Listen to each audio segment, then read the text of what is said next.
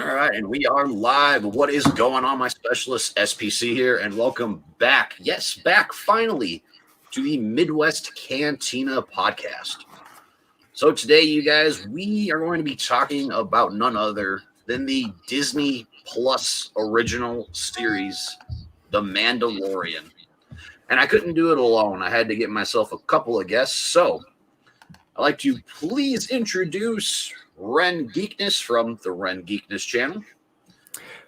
Thank you so much for having me, man. Looking forward to talk Mandalorian. And coincidentally, you asked me to be here today of all days, and just yesterday I got this little guy on the mail, which it's magic. That is sick. It's magic, man. The stars were aligned. Man. And then coming back again for the second time, we have got Andy King from King's Comics. Glad to be back. Thank you so much, Austin. I appreciate you. Oh, man, anytime. So, Andy, we're going to start with you. Oh, boy. Since you just admitted to everybody here just moments ago that you never saw The Mandalorian until last night. Until last night. Right. I've seen it. It was just last night. Let's clarify that. I have seen it. So, what are your overall thoughts about the show? Okay. If I'm going to speak candidly, this is going to be a controversial opinion, hot take. I freaking loved it. I don't know. I think it's a bit of a sleeper hit. I think it might blow up, No, I absolutely loved it. I was kind of telling y'all, I grew up with Cowboy Bebop and then watched Firefly. And so I love space westerns, Mass Effect, Star Wars, stuff like that. So watching The Mandalorian just felt right in line with all that. All right, cool. Ren, how about you?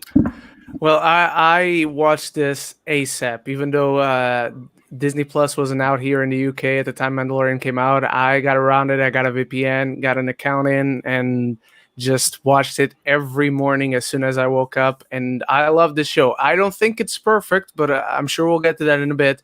But it's a show I really love. I think it was a very strong opening for Disney Plus to start with. And I can't wait for season 2 to get here. I know, man. It's so close, but it's so far away. Yeah. And my overall thoughts, it's honestly the same, man. I love this show. I'm with Ren, though. It's not perfect, but I mean, it's close. Like, it is. Yes. It's fantastic. Yeah, and I mean, it's also, to be fair, it's also just like very ambitious. So like it being like a kind of diamond in the rough, I guess, or not even diamond in the rough, like you said, close to perfect, but it's better than really hate to say it, better than the Abrams trilogy or whatnot that we got, just because the tone, the theme was way more consistent. Doing something that high budget cinematically, I mean, was really well done. So season 2's got to be pulled off. I've got full faith. Yeah, I mean, it's weird. The way I always word like the tone of this show, it's dark like Rogue One, but it's got that feel kind of like Solo. Yeah. I mean, it's really honestly the only way I can word it. Oh, I forgot about Solo. I'm going to be honest. Oh, man, it's so good. It's so underrated. Yeah, I've heard like more divisive opinions over Solo. Actually, I'll be honest, I've heard like kind of lukewarm reception to Solo. Like, I mean, divisive opinions over episode 8. Yeah. Oh, yeah. I mean, it did have that. I enjoyed Solo, honestly, but it was very lukewarm to mixed. And I was surprised just how people, whether the people didn't like it or liked it, I was just surprised that they weren't very passionate about it. Like, people who hate episode 8, they hate episode 8. But Solo was like, yeah, didn't like it, or yeah, liked it, but didn't feel strongly about it either way. I still think Solo should have been a Disney Plus series. I really do. Yeah. I think it would have done just way better as a Disney Plus series. Mm-hmm. Well, I mean, on that note, wasn't The Mandalorian supposed to be like a movie originally? Like I thought, or like a movie series, not so much a television series. I don't remember this story specifically, but I do remember at one point a long time ago, in a galaxy far, far away, I guess. Oh my God. They wanted to do a movie based on some Mandalorian character, like someone who they create, and it was just someone from Mandalore. But I guess it changed a lot, and it became this. Yeah. Okay. That sounds about right. Although watching this, I think it is a lot better as like a TV show though, than a movie. Yeah, I agree. You can definitely get more stuff just fleshed out and learn a lot more about the Mandalorian. Mm-hmm. So now let's get into my next question for you guys. Did it meet, succeed, or disappoint your expectations? Ren, I want to start with you for this one. I have two answers depending on the aspects we're talking about. Because in terms of, I'm a massive Star Wars guy. I grew up with Star Wars. I love Star Wars with all my heart and soul. In terms of a story and how good it was, it met those expectations, which, by the way, were already very high. In terms of the technical aspects of cinematography, visual effects, sound design, and whatnot, in that way it exceeded, because going into the show I was super excited because it's Star Wars. I'll always be excited for that, but it's a TV show. Are they going to pull off Star Wars in the TV world? I love my TV, man, but rarely does it look any good unless it's like an HBO Game of Thrones or something like that. You can count on one hand when it looks like film quality.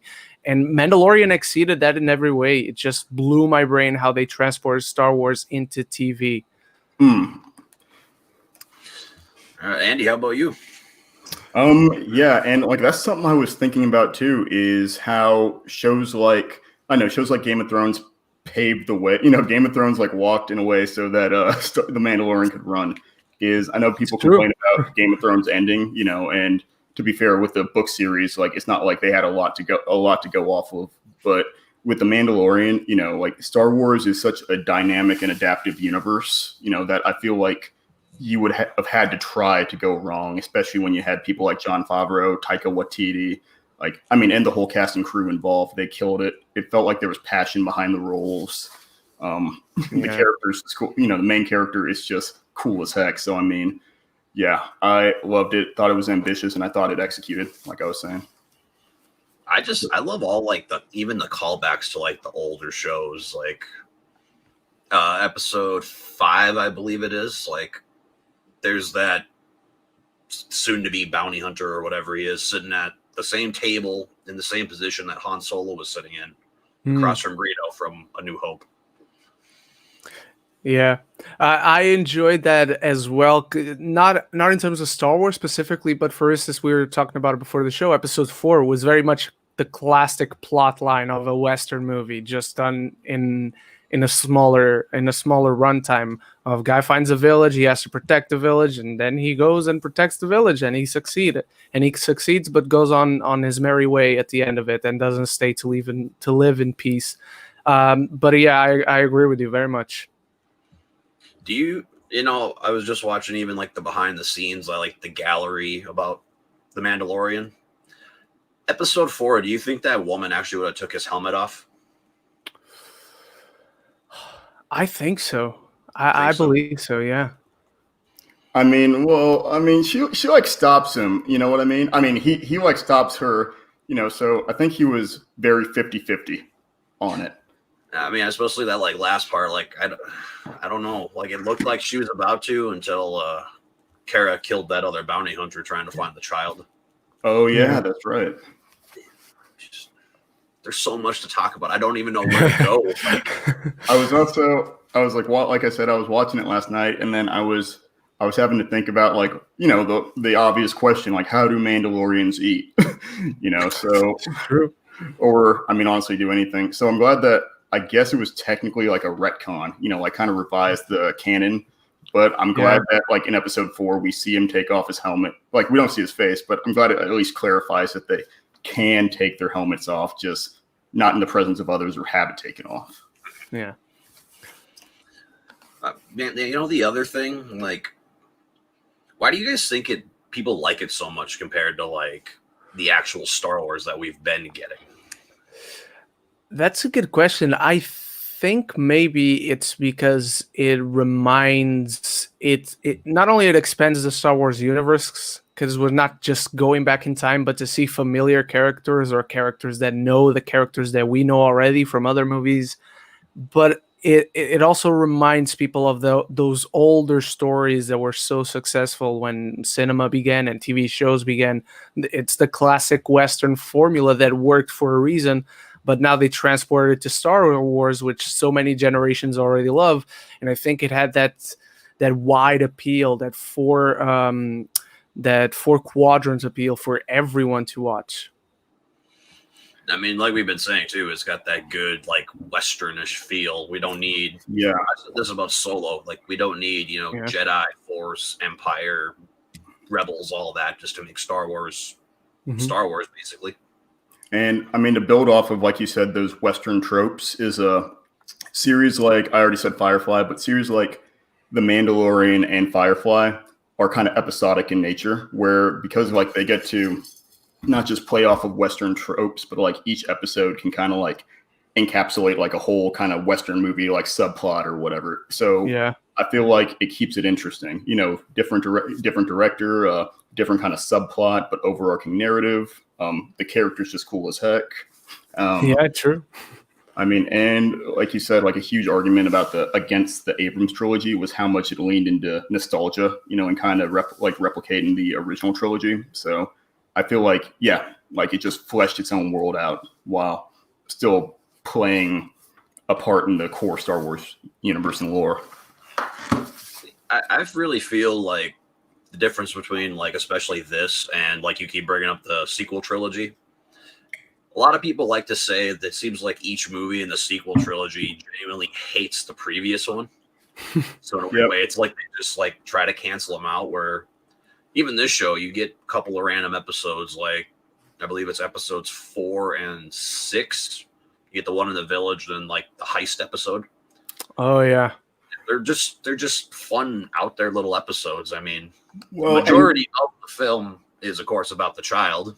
Mando trying to protect the child, get the child, whatever. But it's nice to have those just fun little, just random things in there instead of everything tying together.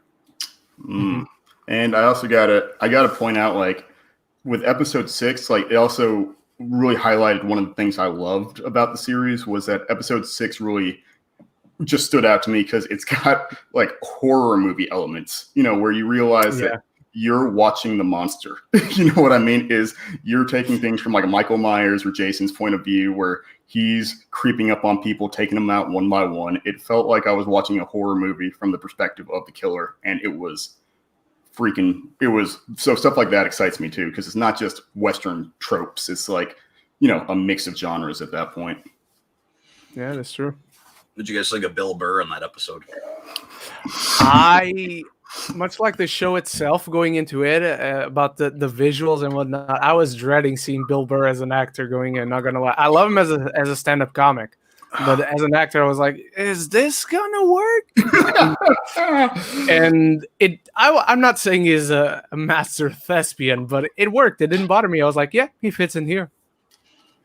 He's really, really surprised me. Even in episode 8, those two scout troopers.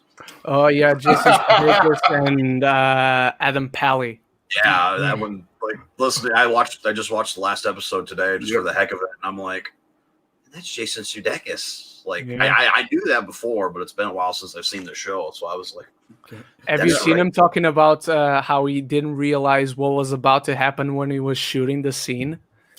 Oh no! Yeah, I think it's on Conan, and it's recent. It's like, I think at most 2 weeks old, and he's talking about, oh yeah, I was in the Mandalorian, blah, blah, blah, I punched the baby. And when the show came out and when that episode came out, Olivia Wilde, who he's married to, she said, "You're trending on Twitter," and he doesn't have Twitter, so he was like, "Why am I trending?" Oh, gosh. So that was basically his reaction. And I gotta admit, like Stormtrooper cameos are my favorite thing. Like they're like a guilty pleasure to me in a weird way because you never know. Because like I guess Daniel Craig was one of the Stormtroopers, or like the New Order troopers in Episode 7. Yeah, he's the one who gets mind tricked by Rey. I think I can't remember who's in Episode 8. I think it's Episode 8. It's the princess from over here in the UK, I believe. Or at least one of them. What? Yeah. And then I think episode 9 was in one of them, like Tom Hardy. Or no, was Tom Hardy in episode 8? I feel like I heard something about Tom Hardy. I mean, it's Tom Hardy, so he was going to have a mask on anyways, so I don't. I remember Tom Hardy too, but I honestly can't remember which episode it was. Oh no, he is in 8. He's one of the execution troopers with the with the axes. Okay, yeah. But apparently it was deleted when he was in it, I think.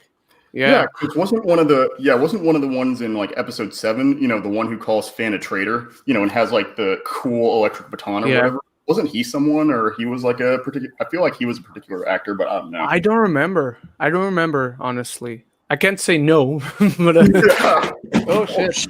Oh no! Don't worry. It's fine. Oh, thank goodness. We're good. Okay. Man, no matter who plays him, he is a living legend now. Traitor. Yeah, that's literally what his name is. TR8R. That's straight up his name, man. I love it. Oh, perfect. Gosh. So, I mean, also too, like realizing like who this came from. This came from like Jon Favreau and his, I think, like co-produced by Dave Filoni, the guy who made the Clone Wars and Star Wars Rebels. I was going to say there was a lot of star power, especially in terms of the writing cast, because Christopher Yost was one of the writers. I forget everything he does, but just from a comic stance, he's done a lot of X-Men comics. So, and I think that's part of what helps is when you have people who are, I mean, like literally like geared towards writing episodes or issues of things, or are playing in more of that like geek fandom, then it really also helps. So that was like a cool little factoid to me. Yeah. I mean, like the star power, like you said, Dave Filoni, Bryce Dallas Howard, Taika Waititi, like the guy who did Thor Ragnarok, the best Thor movie out of them all. Yeah. Sorry about the other two, but they're garbage to me. Well, we got to see what happens with Love and Thunder. So, to me, the first one is my favorite still. Really? Yeah, I love the first Thor. I really, really do. Yeah, that one was hard to get. Like the second one was really difficult to get through. Like I got 20. Honestly, I agree. I agree that the second one is the weakest. I still enjoy it. I still can get through it. I hate the villain. I hate Malekith, especially because I love the actor from Doctor Who. I don't know. Like I liked Loki. Like Loki was probably the best part of the first Thor. Yeah. Like, other than that, I didn't like it. And I just loved in the first Thor getting to actually see like the Destroyer armor in action, because just from the comics, I always loved the design. I love this unstoppable Juggernaut style armor. So getting to see that brought to life made the first Thor for me. Yeah. I mean, I also got to say too, man, like I'm spoiler, I'm not a big fan of the Clone Wars show. I loved the last season. The last 4 episodes were, my God, that should have been a movie itself. Yeah. Honestly. Yeah, but I agree.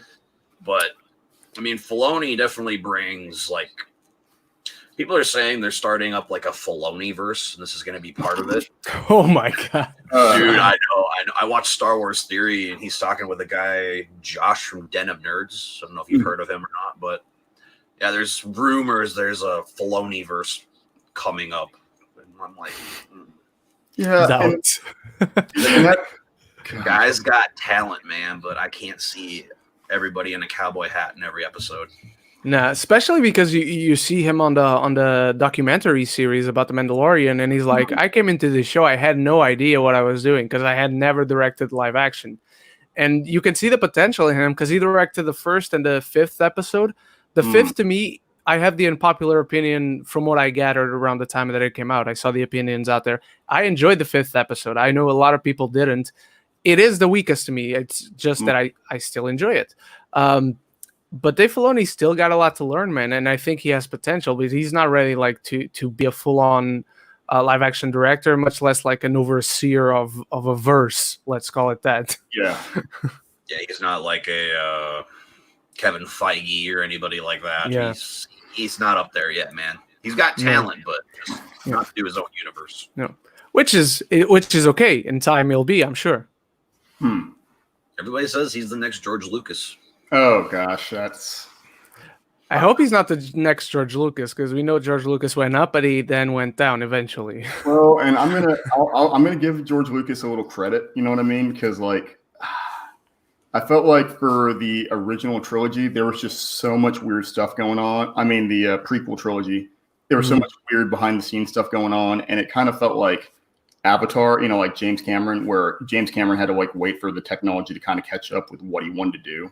So for as much CG as the prequel trilogy tried to pull off, it just wasn't going to happen at the time that it came out. So I don't know. Yeah. I'm trying to be graceful, but prequel memes are dope. So, I've got no problem. They make some good ones. Yeah. The prequels give us the memes. They do. So like a lot of the Grievous ones, man. I love the Grievous ones. Oh my God. Like the hello there. Yeah, hello there. Or trying to be him, like another friend behind. Like, man. I mean, they're kind of cringe, but I laugh every time, man. Or the it's treason then. Or another one I hear a lot is the do it. Do it. And I mean, there's like a cat like sitting there like ready to pounce, then it just goes, do it.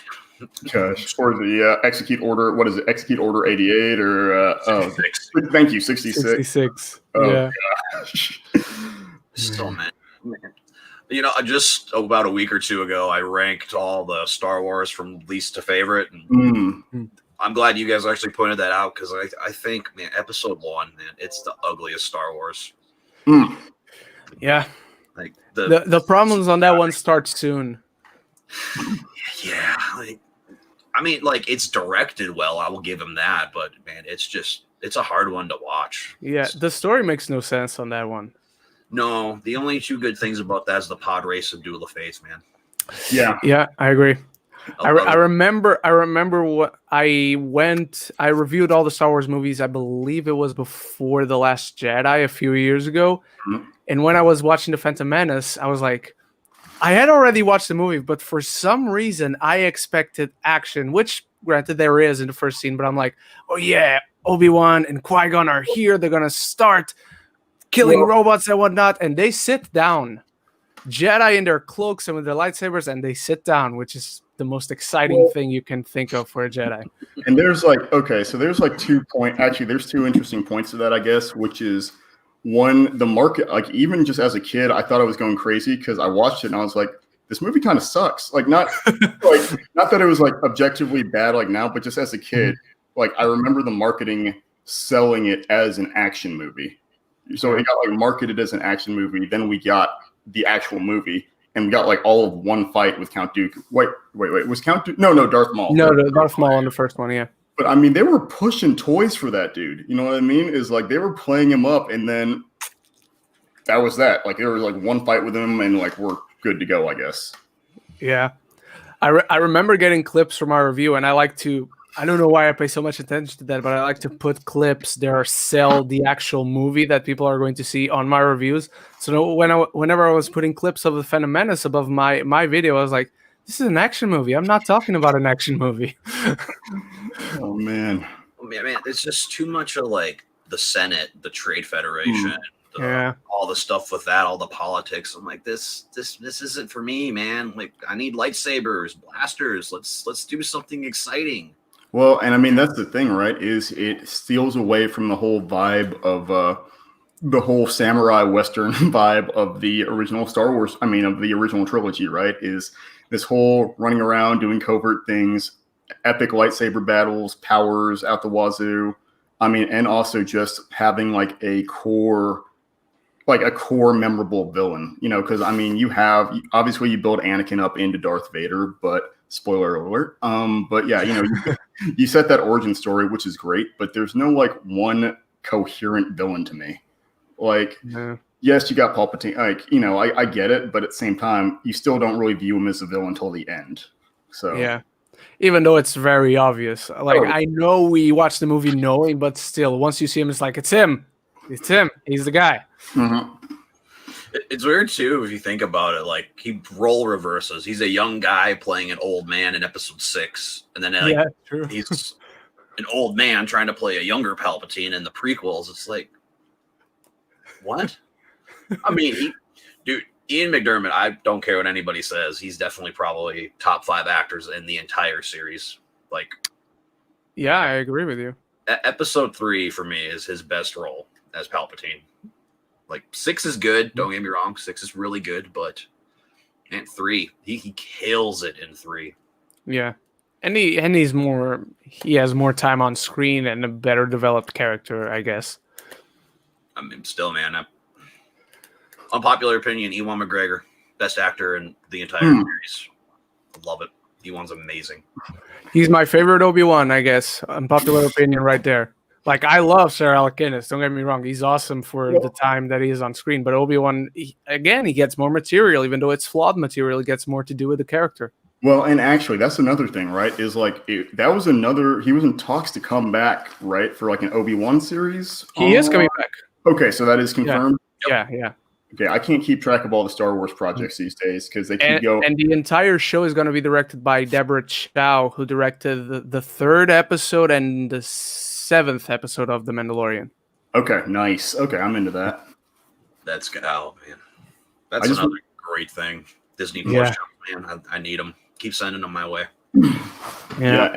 And I mean, once again, that's that whole, I made the joke of like walking so someone could run I think that's part of like why it worked is because Netflix kind of established a standard of original content where you didn't have to worry about commercials and all that, so because you're doing that, it can be like, it can feel cinematic, like you watch Daredevil or you watch Jessica Jones on Netflix and you're like, oh, this is all very contiguous. And don't get me wrong, it's like that on HBO as well, or Showtime or whatever, but they would still try to pad out an hour or stick to like a specific time slot. But since it's streaming, you're not worried about your time blocks or people tuning in at a specific time. So that's great. Yeah, true. Man, I gotta say, I'm kind of over Netflix. Like, I'm tired of like every day there's like 10 new things from Netflix coming out. Like, dude, like, my God, how many ideas can you have? Like, the last one I just watched was called #Alive. It's actually a pretty good movie. Like, I agree, the title sucks. It's really good. It's not bad. I mean, it's not Train to Busan. It's not. The Wailing. I don't know if anybody's watched The Wailing. I did. Is that another Korean? Yeah, South Korean horror movie. Nice. It's the best way to word it. It's like The Exorcist, but like South Korea. Nice. Yeah. It's way better. I love it. Like I love it. Heck yeah. No, and that's funny. I need to watch Train to Busan because my girlfriend, she wants to go see Peninsula, and Alamo Drafthouse just opened back up in Texas, and I'm like, oh yeah, we'll go see it. Can't see it till I see Train to Busan, so another thing on my watch list apparently. There's also an anime prequel called Soul Station. I saw that. That's on Netflix too, isn't it? No, that is on. I watched it on Vudu. It's free, but it's. I'm in. It's not bad.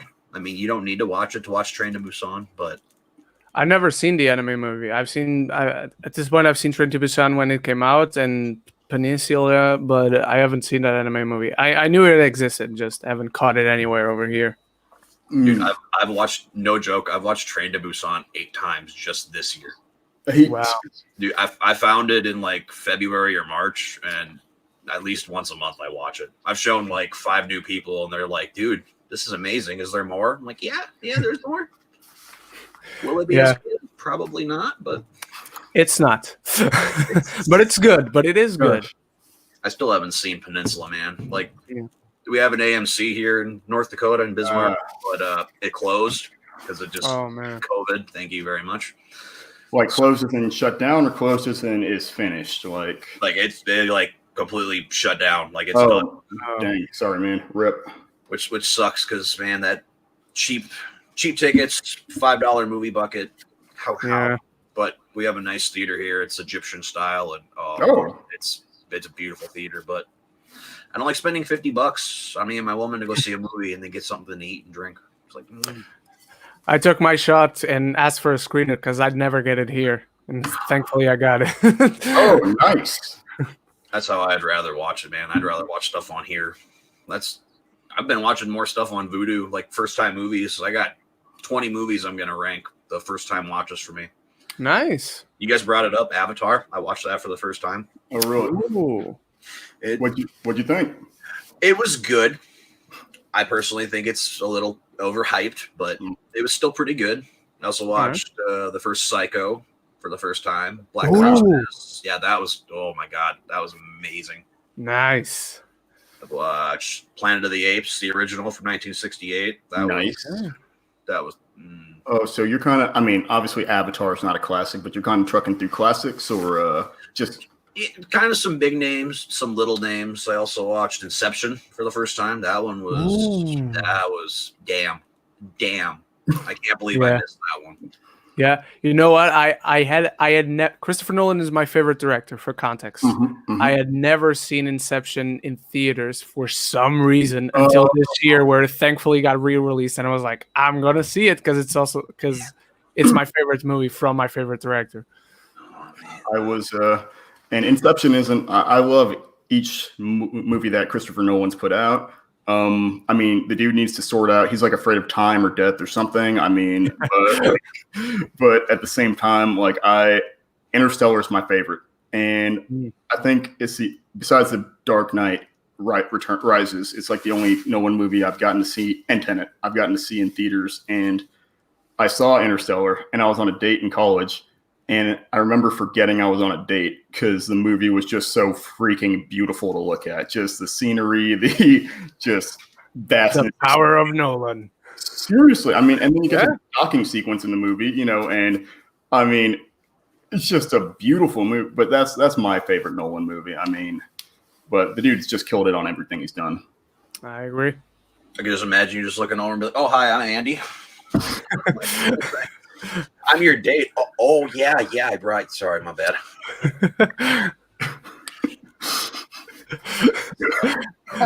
That's amazing. Man. So we veered off a little from Star Wars, but man, it's okay. I like talking this stuff, man. I love movies. I love them so much. Yeah. Like if I could do like what you're doing, Ren, or like even what Sean does, just talk movies all day with people, man. Oh, that's amazing. I'd be a dream job instead of. I'm working at Coca-Cola here, so all I'm doing is pop all day long.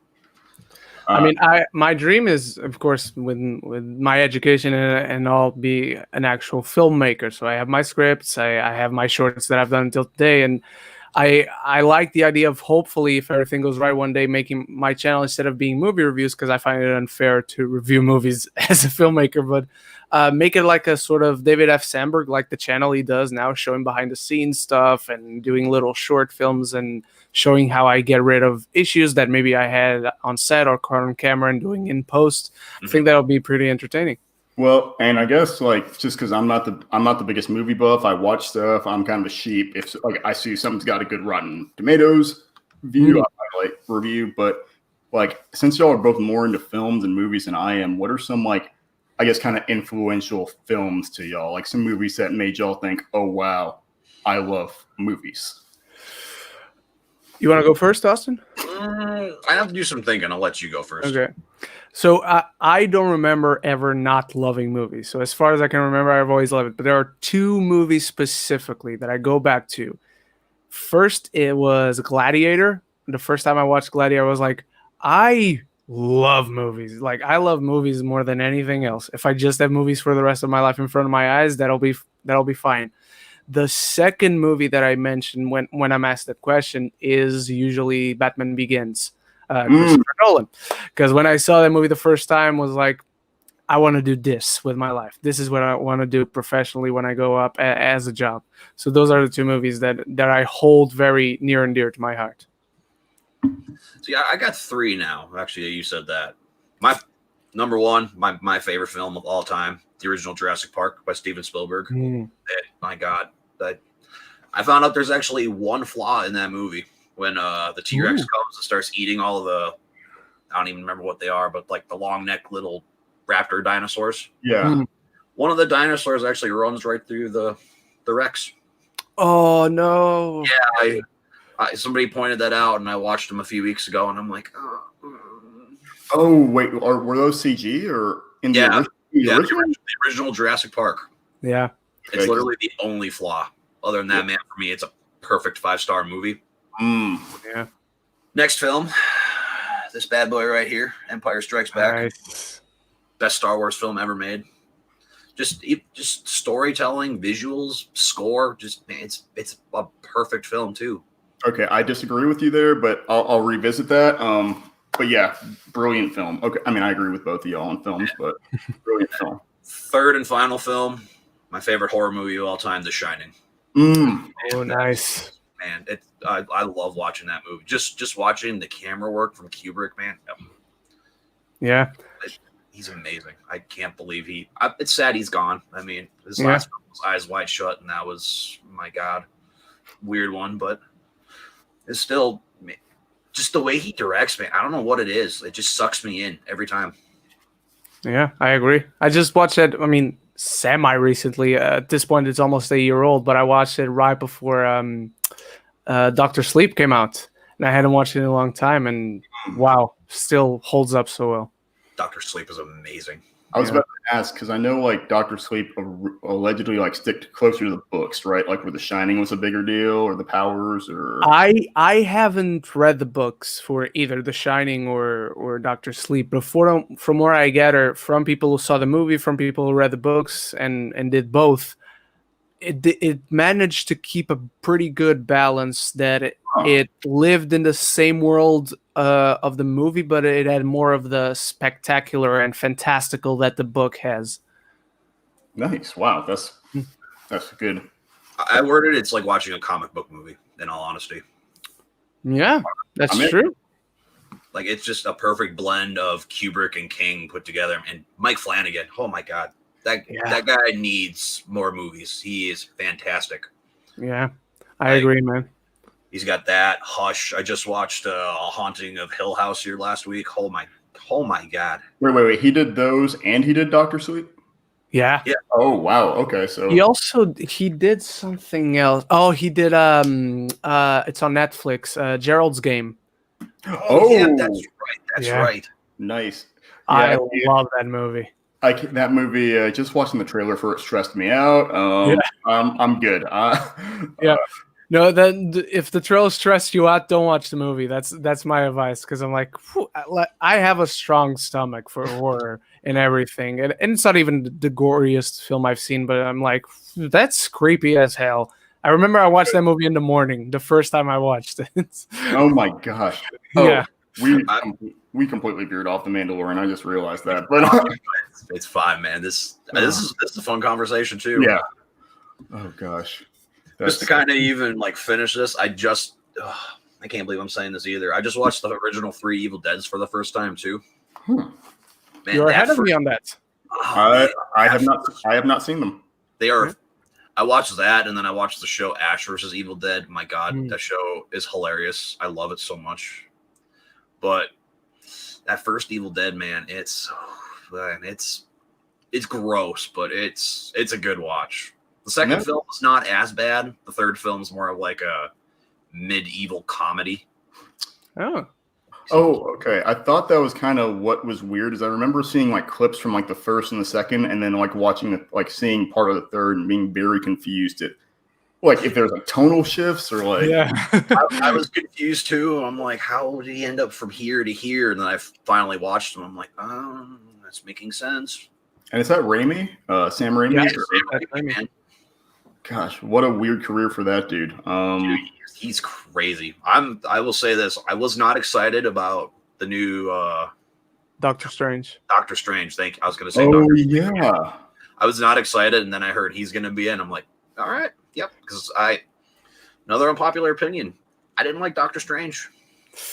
It's a visually beautiful movie, man. But it's one of my favorites. It felt in the MCU. I've got mixed feelings on Doctor Strange because like it's one of those like where the plot felt very basic and safe to me, like as an overarching thing. But then some of the just parts of the movie really stood out. Like you said, visually appealing. The reverse fight scene. I mean, everything.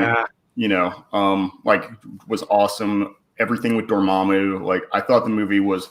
Like just beautiful overall, but from a plot stance, I thought it was kind of like safe. So, see, man, for me, for me, for at least an MCU movie, I need to like the main character, and I did not like Stephen Strange, man. Did Infinity War change your mind on that? I like him in those two. Okay. I like him in that and Endgame. He's not bad, but that first film. What I liked in that I agree that the plot is familiar, but it makes it work. But I also really like that, unlike so many other movies, especially in the MCU, which I love the MCU, by the way, he doesn't defeat the bad guy by punching him in the face. He defeats him by smarts, which is a very defining characteristic of him. Mm-hmm.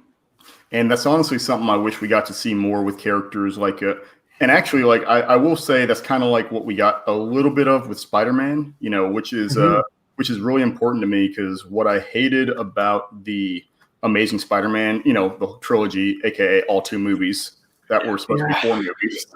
What I hated was it took away this element of, and the Raimi trilogy didn't incorporate it either too well, but they took away this element of like Peter Parker being a scientist. You know what I mean? You read the comics, and there are points where he's like just broke in an apartment, literally like playing with his electrical socket to come up with like an energy detector to find Electro. So like in the comics, you've got him doing things that are like just guerrilla science, and you get that in the video game as well. But true. I feel like the people complain about Tony Stark like kind of babying him or whatever, but at the end of the day, he's still more of a scientist in the MCU than he was in like any previous Spider-Man series. So I really enjoy that. Yeah, I agree. It also makes sense for a kid in that universe with all those superheroes already established to be a fanboy. Because in the comics, I love how their relationships are in the comics, but he's kind of more or less the same age as all the other Avengers and whatnot. But in this universe, I really like how they pull that off with the kid being a fanboy and being kind of all of us watching the movies. Yeah. Gosh. And so to that point, Doctor Strange, I mean, that was stuff like Doctor Strange was kind of why Stan Lee created characters like Iron Man, is good. He wanted to, I think the story with Iron Man was when he made Tony Stark, he wanted to make a protagonist that people did not like, because Tony Stark was very cocky. I was kind of was very cocky, very arrogant. I mean, rightfully so. He's a freaking genius, billionaire, playboy, philanthropist. But I also kind of wish they went more into his struggles with alcoholism and substance abuse, because that was part of his story arc, and we got a little bit of that in Iron Man 2, but it's a huge defining characteristic for him. Yeah, true. And I like that kind of commonality between him and Doctor Strange, that they're both cocky, and we see that personality clash in Infinity War, which was fun. Yeah, Infinity true. War, man. My favorite MCU film. I love it. So good. I like it. Ren, I know it's your favorite, man, but I like it more than Endgame. Hey, no issues over here. No issues over here, man. I prefer Endgame, but Infinity War is in my top 5 MCU movies as well. Y'all don't like Age of Ultron? I love Age of Ultron. I have that unpopular opinion. No, that's fair. I think this is gonna sound weird. I think I'm either the first Avengers or Endgame.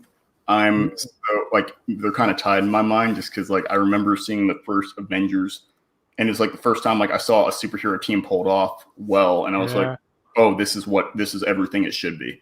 This is everything it could be and more, especially with kind of the dips of the original MCU movies. So I'm gonna tell you something that is gonna make you really happy. My favorite movie before Endgame was the original Avengers. Yes, rightfully so. Rightfully so. Yeah. Which, by the way, makes sense that I have these two things. Yeah. That's why I got my Love You 3000. Actually, Sean. Oh my God, yeah. I love that poster. My buddy Michael gave that to me, and I just I don't know. I love that line. It's so cute. It's awesome seeing Tony happy in the movie after everything that he's accomplished and set the Avengers up for. Yeah, I agree. I have kind of a funny story about Endgame. And I think we'll try to veer back into Mando a little bit if we can. Yeah, absolutely. So me and my fiance, we went to Endgame. I think it was a week after it came out because we kind of wanted to let it die down. Nice. Yeah, it didn't die down. The theater was still full. But you survived spoilers. I did, yes. Nobody ruined nothing for me. It's the same way when all the Star Wars films came out. I'm like, Nice. as soon as I see one, I'm just gonna turn my phone off. Don't even look at nothing because people are assholes nowadays. True. But literally right before the ending fight, I look over. My fiance fell asleep. Oh my god. She slept through the entire ending of the film. Oh my god. Dude. You all right, Andy? No. No. That's why she made you the baby Yoda to make up for it. Yeah, exactly. Yeah, my fiance made this, man. She did a good job, but I mean, honestly, how dare she? I hope. Well, it's even more funny. Okay, so 3 months later, Far From Home comes out. We go to the movie. It starts off at the beginning, after like the whole little montage at the beginning. Oh yeah. She looks at me dead in the face, just said, "Iron Man died." Oh, like, yeah, you remember, like, yeah, you remember that time you fell asleep? She's like, mm-hmm. I'm like, yeah, he gone now. Oh my god. I keep teasing her. I'm like, I think we need to watch Endgame. No, I don't think we do. Like, no, we do. See how it happens. gosh. No. Yeah, let's just say she dropped a little bit. Oh. Oh man. Yeah, no, I could not believe that happened. I look over. That's okay. Not to be like offensive or I don't know, but like, rest in peace to Chadwick Boseman. But I kind of say that as a preface because movie I actually fell asleep during, shockingly, was Black Panther. Okay, and hear me out. I actually did. I love Black Panther. I love what it did. I like, especially just growing up. Well, I mean, obviously growing up black and like having superheroes like Black Panther and Luke Cage finally come to screen, and Falcon, and War Machine. War Machine was actually one of my favorites growing up, especially in the Iron Man cartoon. But yes, seeing Black Panther like come to life. But the reason why I fell asleep was I had so many people wanting to go see it. I kept like making an excuse to like go see it again and again. And so I saw it like 7 or 8 times. And okay. At the end of it, like I knew which parts I could fall asleep during. Okay, so you didn't fall asleep the first time. Oh, heck no. Yeah. That makes sense. Oh, God. So Lena here, she sounds like me. Yeah. Well, okay. I will say this in my fiance's defense. She works overnights. She's a nurse here. Okay. So, I mean, she was up for like, no joke, like 48 hours straight before. Is she doing okay right now? Like during this whole thing? Yeah, actually, believe it or not, nothing's really changed. She just has to wear a face shield, a mask, and basically like a biohazard suit is how she describes it. Wow. That's awesome, man. And other than that, no. Even my job, man, like stacking soda, like, man, everybody needs that sugar. Yep. True. Gosh. You need it, man. It's the only way you're going to get through the day. Man, I'm IT, which is part of why like I don't put out like content consistently. It's just I can work like 60 to 70 hours a week sometimes, just either monitoring or doing overnights. And then I've got youth ministry stuff with kids. So I know and I say that because it's kind of safer for me. So thank you all for thank you for going out there, Austin. If you're having to go out there to work, then you're essential. And Lena is actually, so that's my girlfriend harassing me in the live chat. Nice. Right now. And she's going to school to be a PA right now. So yeah. Nice. Oh gosh. Thank you, darling. So she's going to school to be a PA, and hearing like people in the medical profession having to go out there and, I hate to say, risk their lives because you don't want to make it sound too fatalistic, but still. You're around people who have it all day. I mean, it's kind of scary. I mean, you never know. You might get it, you might not. I've been lucky enough. The only person I know who has gotten it was my uncle, and he came out of it. He's perfectly fine. Like nothing even happened. Thank goodness. That's good. One of my students former students was going to college, and his roommate got I was going to say diagnosed. That sounds weird. Got tested and has it. And so he's getting tested today, I think, and might have to pack it up and go home to quarantine for like the rest of the semester or something. I'm in quarantine right now, not because I have it. It's just that I came over here to London from vacationing in my home country, Portugal, in the last few days, and we have mandatory quarantine for 2 weeks. So I'm sure I don't have it. Like, I feel fine. I taste everything. I smell everything. I'm sneezing every now and then because of dust and my allergy to it. But outside of that, just wanted to put it out there that I'm quarantined. So I'll be here all day, folks. Awesome. I'm glad to hear you guys are both fine. That's good. Everybody's Thanks, being safe, practicing social distancing, washing your hands, and everything else. So, Andy, did Lena watch Mando with you, or did you watch it by yourself? She didn't. She's in. So we're in different cities. I'm in. I'm right outside of Austin in a town called Round Rock, which is oddly enough outside the small town Hutto I grew up in. And she's in San Antonio, which is about 90 minutes, 90 minutes away from Austin. So she's about an hour and a half to 2 hours away. Oh, okay. So, and you can't really do a Netflix party with Disney Plus. But plus she's studying and all that. So I wouldn't have wanted to have her power through roughly 8 hours of Star Wars with me. I mean, I wouldn't mind it, but yeah. They're working on something, by the way. Not to veer away from Mandalorian again, but Disney Plus is working on a Netflix party kind of thing right now. They're testing it in Canada. It's only up to 6 people at this point, but maybe they'll expand it. I mean, at that point, if you still drop that, that's going to be great for people in quarantine. Yeah, and true. Netflix Party is like a third-party plugin, like for Chrome. So I'm surprised no one's like dropped that already. Yeah, I agree. I will say the thing Netflix has over Disney Plus is the content. Like, don't get me wrong, man. There's so many awesome old movies I used to watch as a kid, but I need more. I need My Date with the President's Daughter with Will Ferrell, man. Will Ferrell was in that movie? Will Ferrell. Do you ever watch Boy Meets World? Will Friedle. Friedle, that's what it is. My bad. I thought you were saying Will Ferrell, and I got really excited. I again, not to veer away, but quickly, I just rewatched Boy Meets World during this summer. Rewatched, by the way, and then I watched a few podcasts and interviews with him and his story about why he went more into voice acting after Boy Meets World, and that's how I learned the name, because previously I pronounced it Will Friedle, and I was very wrong. Wait, what all has he done as a VA or a voice actor? He did Terry McGinnis in Batman Beyond. He did Unstoppable. He does Bumblebee in a few Transformers things. He does a lot. Like, basically, he had anxiety. He started having anxiety attacks. There's a movie in which he says you can actually see him having his first ever anxiety attack on camera. It's not on Disney Plus. I tried to find it just not to see him having the anxiety attack, but actually wanted to watch the movie because I like him. But yeah, that's it. That's why he went into voice acting. I forgot he did Terry McGinnis. Now that you said that, I'm like, oh, that's right. Yeah. And that was his very first voice acting role ever. Yeah, that's actually pretty good.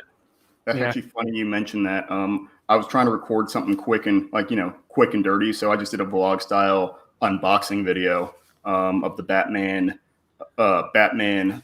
Beyond Collector's Edition DVD. Nice. I found it on sale, and so I love steelbook cases for Blu-rays, and I thought it was a steelbook. Yeah, I thought it was a steelbook. It wasn't. It was just like the multi case with it's 6 discs, and it comes with the Return of the Joker, so the entire series and Return of the Joker. So wow, I love that. And it comes with a pop punk vinyl of Terry McGinnis in the Batsuit. So, man. But I had no idea. I can't believe I didn't look that up. I just figured it was like Phil Lamar or someone again. So, that's so sick. Yeah, amazing. So, I guess now to talk a little bit more about Mando for a little bit. That's why we're here. Hey, man, again, I love this geeky stuff. I love talking to people about stuff, man. I can't talk to half my friends about it because they're not like me. They just don't like the geeky stuff. I feel you, man. My friends like the geeky stuff, but they don't like to talk about it over and over and over. Oh yeah, Like they see a movie, they're done. Oh yeah, it's funny because like my friends are more into sports than I am, but like still, like even my roommate is huge into sports, like hockey, golf, football, like you name it, soccer, you name it, he's into. Or I guess American football and football. But Yeah. you name it, he's into it. But his freaking how diehard he is into Star Wars is like a running joke because he'll just drop some like knowledge or whatever. I made like a joke about Kylo Ren or whatever at like when episode 7 was coming out, and then like in our group chat or whatever, he just drops like almost a paragraph on the history of the Knights of Ren or something just to correct something I said, and everyone's like, dude, Andy's the nerd. Like how like you can't roast him. You can't roast him over Kylo. There can be only one. You can't just roast him over Kylo Ren and act like that's out of character. So. I mean, even like Ren, I see you got like Power Ranger stuff back there, and you got other comic book stuff. Man, is that Freddie Mercury? Yeah, this is Freddie Mercury. It's the only pop over here that I took out of the box. Wow, good man. Good eye. Gosh. I think you're I have more. If you want me to just turn the camera, the other side. Oh, whoa. Oh, and you got a Goku. I got several Goku. I got another Goku over there. Super Saiyan 4. Is that perfect Ultra Instinct or? Yeah, this is the Ultra Instinct. Nice. And I got more figures here. I got another Ultra Instinct. I got a Jiren over here. I got several super ones over here. Yeah, my stuff like underneath, below the camera. Yeah, my collection of pops. I've got more over here I need to do for a video, and more there on the floor. I ran out of shelving units, so I'm feeling very outclassed right now. I got maybe like 3 or 4 pop funks. Two of them got left in my office. Our workspace. When we had to quarantine, so I need to go back and get them because one of them's like a Daredevil bobblehead one. So. I even, ironically enough, bought the child. Oh. I needed it, man. I have that one in super size, but it's back in Portugal. Oh, yeah, you got that 10-inch one. Yeah. Gosh, that's awesome. So, all right, guys. What was your favorite character from The Mandalorian? I know that's a tough one. I mean, it's tough not to say the child. I know everyone was surprised. I was surprised that I didn't say it's tough not to say Mando, but I love that little cute guy, man. I love that little baby Yoda. But I guess he's not the best character written wise. So I'll say Mando, man. I'll say Mando. He's a badass. He's a typical quote unquote bad guy that's got a heart of gold and has feelings and is human. And I love his story. I do hope we get to see more of his backstory and how the kid that was saved comes to be this ultimate badass that we follow on the show. Andy, how about you? And to that extent, I think that's why I like him is the Mandalorian feels like lawful neutral to me. Is like Boba Fett and Jango Fett felt very clearly kind of like evil to me. But Mando is like a lawful neutral, where it's like he's doing it for the paycheck, he's doing it for the contract, and he's doing it for the clan. He's doing it for the Mandalorians, but so for the tribe. So it felt very like he is not explicitly good and evil, and I think that's what I like because it felt very Westernish to me, where he could be the good guy, he could not be. He has a change of heart, like you said, and has to stray from his code. But I think that's why, I personally want to say Mando is my favorite character, just because, I thought he was just perfectly done. In terms of, you could tell he was struggling with his past. You could tell he was trying to pony up and be a parent, especially after being orphaned. And then, also, I think this is going to sound weird. I think the Armorer is one of my favorite characters. She's awesome. As his lore keeper, she's the one kind of maintaining the tribe. The forging scenes are always dope. Just melting the Beskar steel.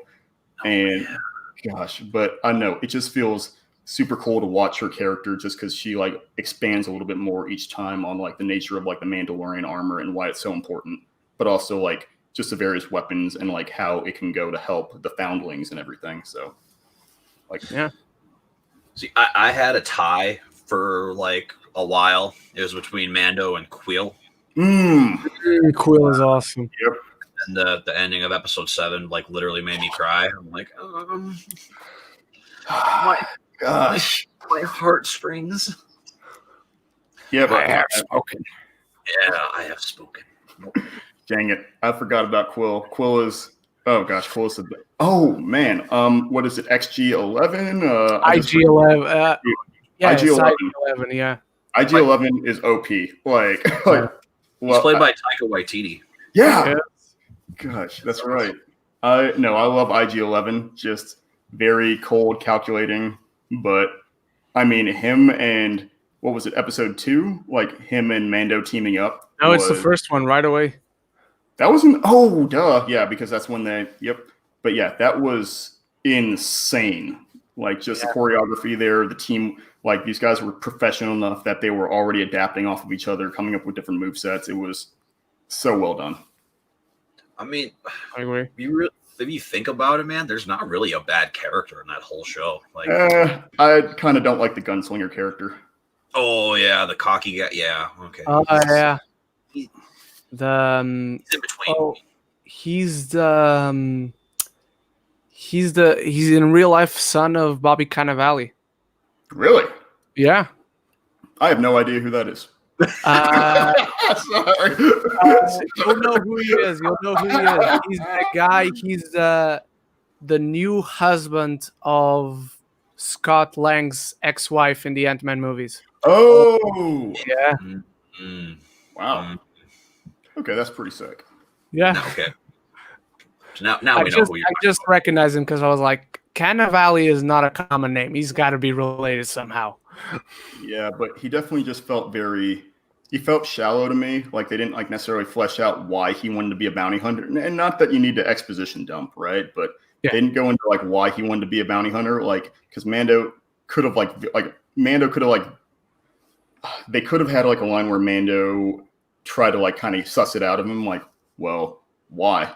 But it was more in character for like Mando to be kind of cold and not like care about his reasoning, but just care about the paycheck. Mm-hmm.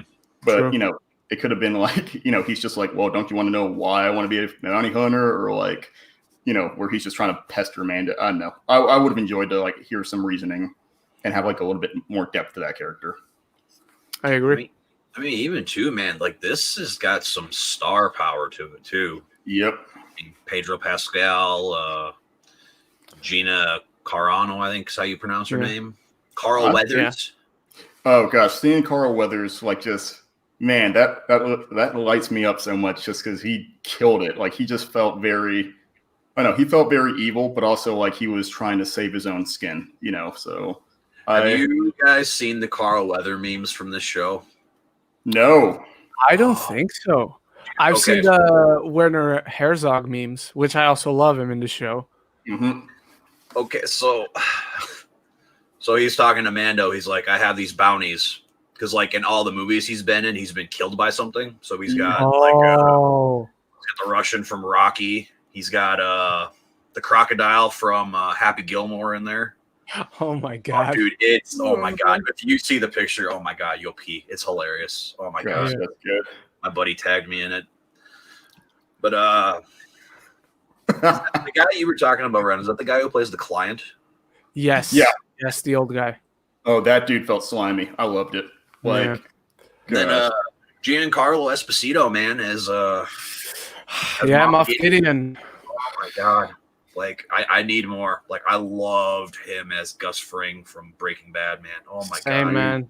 I can't wait to see him in this season to have like full on action scenes. Which he said we're gonna get. He said we're gonna get a showdown between him and Mando 1-on-1. That was also incredible to me. Is like, during the Jason Sudeikis the stormtrooper scene where they're just talking on their bike, is you just straight up hear him like killing people in the background. They're like, well, he just hold his own. But I mean, it's funny because you can make that comedic, but then you think so much about the darker connotations of that. You're like, oh yeah, we don't like this guy. Like we for sure. Yeah, it's true. What was your guys' thought at the end when he comes out of the TIE fighter with the Darksaber? Dude, at that point, I thought, okay, we're definitely getting Sabine on this show. Please. Yep. We're getting other Mandalorians that we already know. We got it. Like, there's no way that doesn't come back to this show. Because the last person who had it last time we saw in canon was Sabine, at the end of Rebels. So no, Sabine or her mother. I can't even remember at this point. But Sabine is clearly a character that's very invested in where the Darksaber is. So I was sure we're going to get her, and we are. And Bo-Katan as well. I cannot wait, man. Blew my mind seeing that. Yeah, and I mean, that's another part of it is we finally see this play out, to me at least, we finally see this kind of play out a little bit at the end of episode 9, where you hear all the Jedi voices talking to Rey, and one of them, I think, is Ahsoka. But I really, really, really, if there's one thing I like about the new trilogy, and especially like Mandalorian, is that we're finally starting to see Rebels and Clone Wars get like tied into actual canon. You know, like they're actually like not like just brushing off of like, yeah, it's canon. You know, they're like fully leaning into like, yeah, these characters are canon. They can be CG or they can be live action, and they're just as valid. You know, so I really appreciate that they're finally pulling that off. And Solo also did that with Darth Maul. Yeah, that was insane too. My jaw dropped. I thought it was Palpatine. Oh my god. Oh my god, I'm drawing a blank now. Sam Witwer. He voices the Emperor in there too. Yeah. Huh. That's why I thought it was him. I'm like, oh man, are we getting the Emperor? And takes off the hood, and I'm like, I mean, I do feel though Maul's been a little overplayed. He's a good character. Don't get me wrong, but like, well, and I mean, you get more of Maul. Like, I haven't seen Rebels or Clone Wars. I never watched Clone Wars because I was kind of afraid I'd be disappointed after watching the original Clone Wars on Cartoon Network by like, you know, Gendy Tartakovsky or by some guy who did Samurai Jack. But have you seen the movie? I thought we were talking about the movie. Have you seen the movie? No, I've seen the movie. Yeah, I've seen all the Star Wars movies.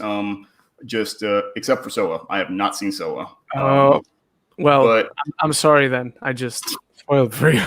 No, you're good. Like I've had it spoiled. That's not like I just didn't know that I wanted to watch it after I was reading up about like all the history of how many like changes it went through. Yeah. Plus Rogue One is my favorite Star Wars movie. So I mean, like, you know, I felt like you just couldn't like top that one. But wow, I forgot what I was talking about. Talking about Clone Wars that you never seen it because you were afraid you'd be disappointed. Yeah, that's right. No, I just agree that. Oh, that's what I was saying. I agree that Darth Maul was like seriously overhyped. I also felt that about General Grievous. You know, because you see him in that original Clone Wars miniseries, and he is fearsome. You know, like I mean, he's doing backflips. He's fighting with 4 lightsabers. We get some of that in the movie, but he's already injured, you know, by the time we get the live action Clone Wars. So he's not as menacing. He should be like hulking, looming, and actually spry. So, yeah. I mean, Shaggy Scooby-Doo. Yeah. But right. I mean, so actually getting characters like him and Maul getting fleshed out a little bit more. I think he gets fleshed out more in Clone Wars and Rebels, right? The TV series or yeah, he does. Okay. And I know he gets fleshed out in the comic books a little bit more, which is great. Yes, there's a run that he's had recently with the Marvel comics that I haven't read yet, but there's a mini series that came out. I believe it was right before Disney bought Lucasfilm, and I think it's from Dark Horse. But there's a 5-issue mini series that's called, I think it's just Maul, Son of Dathomir, and it's incredible. Yeah, and that's something like we talked about too, Austin, is like how I do enjoy. It's so weird seeing like writers I know on these like Star Wars comic series, like Kieran Gillen. I think Kieran Gillen did probably my favorite Star Wars comic series, Vader Down.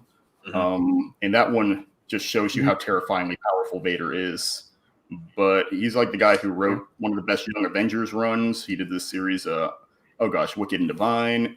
So seeing Marvel handle, after growing up with like all the Dark Horse Star Wars comics, right? Like seeing like Marvel handle Star Wars is like so still weird and still feels a little like fresh to me, oddly enough. Years after the fact. I don't know if you know who he is, and I'm sure you do. I mean, I don't know. You're pretty knowledgeable with these, but I'm starting to read The Rise of Kylo Ren by Charles Soule. Oh, wow, yeah.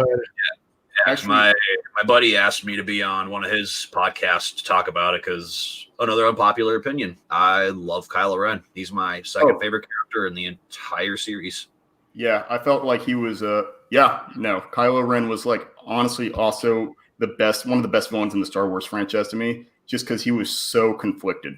Like I felt like he was too angsty in episode 8, but I felt like episode 1 truly nailed this internal conflict in him that he wanted to follow the dark side so bad and was willing to do it. Another unpopular opinion, I think he's a better villain than Vader. Dude, my unpopular opinions video, man. The top two, man, they're not good, but I stand by them. I'm sorry. Fair enough. If that's the hill you want to die on, dude.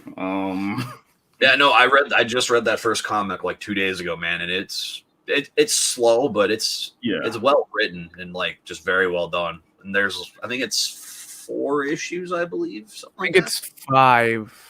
Nice. I might be wrong. You might be right that it's 4, but I have this impression that it's 5. Just because maybe it's just because a lot of the Star Wars miniseries in the comics are always 5 issues. But maybe that's 1's 4 as I'm just mixing them all together. Yeah, and I don't think I've read Rise of Kylo Ren. I haven't read. I'm trying to remember what I've read by Charles Soule. I know for a fact, though, I like him, or I know for a fact I loved his Daredevil run. So. Like after Marvel kind of did after Marvel Secret Wars or whatever, where they reset the universe. So Daredevil's identity was outed to everyone, whereas like kind of a secret, but not really a secret. Then it became like a full blown, everyone knew Matt Murdock was Daredevil. Yeah. So you find out he resets it after Secret Wars, but you don't know how. I mean, you eventually find out. Yeah. But Charles Soule was dope. He wears like an all black suit, like he inverts the colors, wears a black suit with red letters. He's struggling with his faith. He also takes in a sidekick called Blind Spot, who's a Chinese American. It's really sad. He's a Chinese American, or he's an immigrant living in like Chinatown who creates his own invisibility suit. He creates an invisibility suit that is powered off of batteries just because he like works as a janitor at one of the local universities and like learns enough about physics and engineering just from auditing classes while he's cleaning them to be able to build an invisibility suit. But he's trying to do something heroic. He's invisible. And of course, Daredevil can detect him because he's freaking out. So then he takes him on to train him to not get hurt. But it's also sad because he's an undocumented immigrant, he can't, he can't like patent his suit or anything. So he has to just use it for good and hope no one steals it. So I thought it was a really compelling run about Daredevil like working to protect Hell's Kitchen, but also working with this kid to try and teach him to do the right thing. And it was awesome. Yeah. Or the Vader series, man. Like I haven't read it, but man, I've heard nothing bad about it. Even this new one too, between episodes 5 and 6. Yep. Yeah. People are saying it's fantastic. Well, it is. I told you about, I think I told you, Austin, last time about how in Vader Down, Tarkin, wait, is it Tarkin or Tarkus? I'm so sorry. I'm like, Tarkin. You're right. Okay. It is. So Tarkin and Vader, of course, are getting into it. I mean, Vader's really kind of indifferent to Tarkin. Tarkin's like just getting after any, like, he's like, I could like end you if I wanted to. And Vader's like, you're more than welcome to try. So he basically just sends a bunch of like elite stormtroopers, shock troopers, everything after Vader. And then, so they finally like get Vader like cornered off into a cave, and naturally like Vader comes out, like not even swinging, like he's like doing a narration, like Tarkin is, about like how he made the mistake of like assuming that if you got his lightsaber away from him, he wouldn't be as much of a threat. And they find out that was an even worse idea because he just starts force choking, force crushing like everyone around him. But he also mentions the only time it seemed like they had an upper ground was when they sent like troopers with flamethrowers in.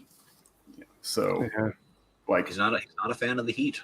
No, he said he like thought for a second that he heard him scream, which is like kind of like sad, but like that was like sad but scary, like kind of subtle character building for Darth Vader. Yeah, that makes him a lot more like humanized than how he's perceived in like the original trilogy. Oh, that was another moment that was awesome. I think it's Boba Fett comes and tells him that he's got a son, like reveals to him first off that Luke is his son, and he's basically like, because I think he got sent to track him down or hunt him because he had eluded Vader at first, and Vader's just standing in front of a window on his ship, and he's like, "Is there anything else you want to tell me?" He's like, "Yes, it just so happens you have a son," and it just closes in on Vader, and everything's silent, and Fett's just like, "We're done here," and like, leaves, and then it's just like showing like Vader meditate on like how he thought his son was dead, his kids were lost, and all that. Then it just zooms out, and all the windows and machinery in like the room are like cracked and crushed around him. Like so yeah, there's a lot of good character building and like humanization of Vader, but not necessarily like downplaying him or making him weaker, just more, I guess, rationalized. It's like not how you like, it's not how you it's like how you don't justify Thanos, but you see where he's coming from. I need to read these comics, man. And if you have the chance to read the book Lords of the Sith, it's the best Star Wars book in canon that I've written till today. Very nearly the beginning, so it's not even the best part. Vader gets one of the Star Destroyers gets attacked, and Vader is shot down out of a ship, so he's floating in space. He force pulls a starfighter, an X-wing, and cuts it in half with his lightsaber as he's floating in space, and then he pulls himself towards the gravitational field in one of the other Star Destroyers. Wow. Good. That's what Vader needs to feel like. I mean, at the end of Rogue One, I get that people kind of complain because Vader's supposed to be more like slow and menacing. Like I get that argument, but when he comes in swinging and just slays people down, I feel like that's still like a valid representation of his power. No, I agree. And it's a very different situation than the others he's found in the older movies. So he's got to move faster. And of course, we know what happens in real life. And the other guy, David Prowse, was old when he was in the suit and whatnot. So it personally never bothers me. I think that scene in Rogue One is top 3 Star Wars scenes ever. Easily. Plus the the throne room fight, and if there's one thing, I mean, there's a couple things, right? But if there's one thing Episode 8 did well, the throne room fight with Rey and Ren was so beautiful to watch. Yeah, I love it so much. I love Episode 8. It's my favorite Star Wars movies outside of the original trilogy. Mm-hmm. And like the weird part is like I'm not a fan of Episode 8, but like I can understand that opinion. You know what I mean? It's just the whole trilogy was and actually I was talking to Sean Chandler about this, and he made a good point. Is the whole trilogy was just very reactionary, like you had said earlier, Austin, or like y'all had said. So that's why like I struggle so hard between like just making any defenses for it in my mind overall. I get it, man. I totally get it. See, for me, man, The Force Awakens has been the best thing that Disney's put out, in my opinion. I love that film so much. Like Star Wars trilogies? No, it's like my third favorite Star Wars film. I'd say just out of the Disney stuff, like that's definitely number 1 for me, because my best movie theater experience ever. Like you get to see the opening crawl, the theme comes up, everybody's clapping, getting excited, and all the great scenes, and man, as soon as the movie ended, I was the first guy to stand up and clap. I'm just like a little kid, man. I was clapping so hard. Even still, every time I watch it, man, it just happens all over again. Every time Rey and Finn run to the Falcon, man, that music swells up. I'm like, yay. Yeah, that's the thing. John Williams never missed in the sequels and the prequels. His score is always top notch. John Williams is the best thing about Star Wars. That's true. I think everyone can agree on that. Like, I have all the sequel trilogy soundtracks, man, and I used to Nice. just listen to them in the car all the time. My God, that guy is so talented. Yeah. It's gonna be a sad day when he's gone. Yeah. Oof, I don't even want to think about that, man. Oh no, that's not gonna be a good day when that happens. Well, I guess while we're waiting for Andy to come back, I guess we can kind of continue with what we're going on. What was your favorite moment in Mando? Ooh, my favorite moment. That one, that's a Well, tough one I for me. love. Yeah. Well, because I'm thinking like off the top of my head, despite the last episode being amazing, I don't think it features any of my favorite moments. Like it's filled with great moments, but I have two. I'm not gonna put either on the honorable mention. I'm not say the other is number one. So I have two. First one, honestly, and this might be very cliched, but when Mando finds Baby Yoda, when he opens that pod and he's in, like the perspective on this show and what's going to happen completely shifts. Like it's going nowhere where I was expecting from that moment on. The other, honestly, is when all the Mandalorians go out and protect Mando. Oh man, The settlement there from the client on that planet in episode 3. I love that moment, and I love the guy in the jackpot going to say goodbye to him. I think that was also like that moment was really powerful for me when you realize that was the infantryman who was like who was calling out Mando, Yeah, you know, for like, betraying the way, and then That guy's Jon Favreau. Yeah. Okay. Yeah. That's Jon Favreau. That's dope. so he's now voiced 2 characters in the Star Wars universe. Yeah, he does one in Clone Wars, right? Yeah, he does. I can't remember the guy who the guy is, but he's a Mandalorian as well. He's the first guy who has the lightsaber in Clone Wars and fights Obi-Wan because he wants to kill Satine. Okay. And yeah, I mean, wow, that's actually really dope. Well, I just love seeing like that Jon Favreau can act and direct. I mean, you know, he's done stuff like Chef. He's in essence why we have he's why we have the MCU. You know, Yeah. let's call it what it is. Like, I get like the Feige hype, I get everything, but it's like Jon Favreau's the one who directed the first Iron Man. Jon Favreau's the one who argued that he would not do the movie without Robert Downey Jr. You know, Jon Favreau's the one who led the charge on that. So, you know, like I'm not saying like Feige's like not essential. I'm just saying like if it weren't for Jon Favreau, we would not have we would not have this multi-billion-dollar franchise. He's so freaking talented, too, man. And Favreau is the guy who went out on a limb and said, "Let me cast Robert Downey Jr." Who at the time was not a household name anymore. Well, and that's like why he did I was talking about like Tony Stark struggling with substance abuse, and that's why, like, reflecting on Robert Downey Jr.'s choice, and he's openly talked about how his own struggles with that like helped him play Iron Man, helped him play Tony Stark because he had that history too, and was having to struggle with sobriety.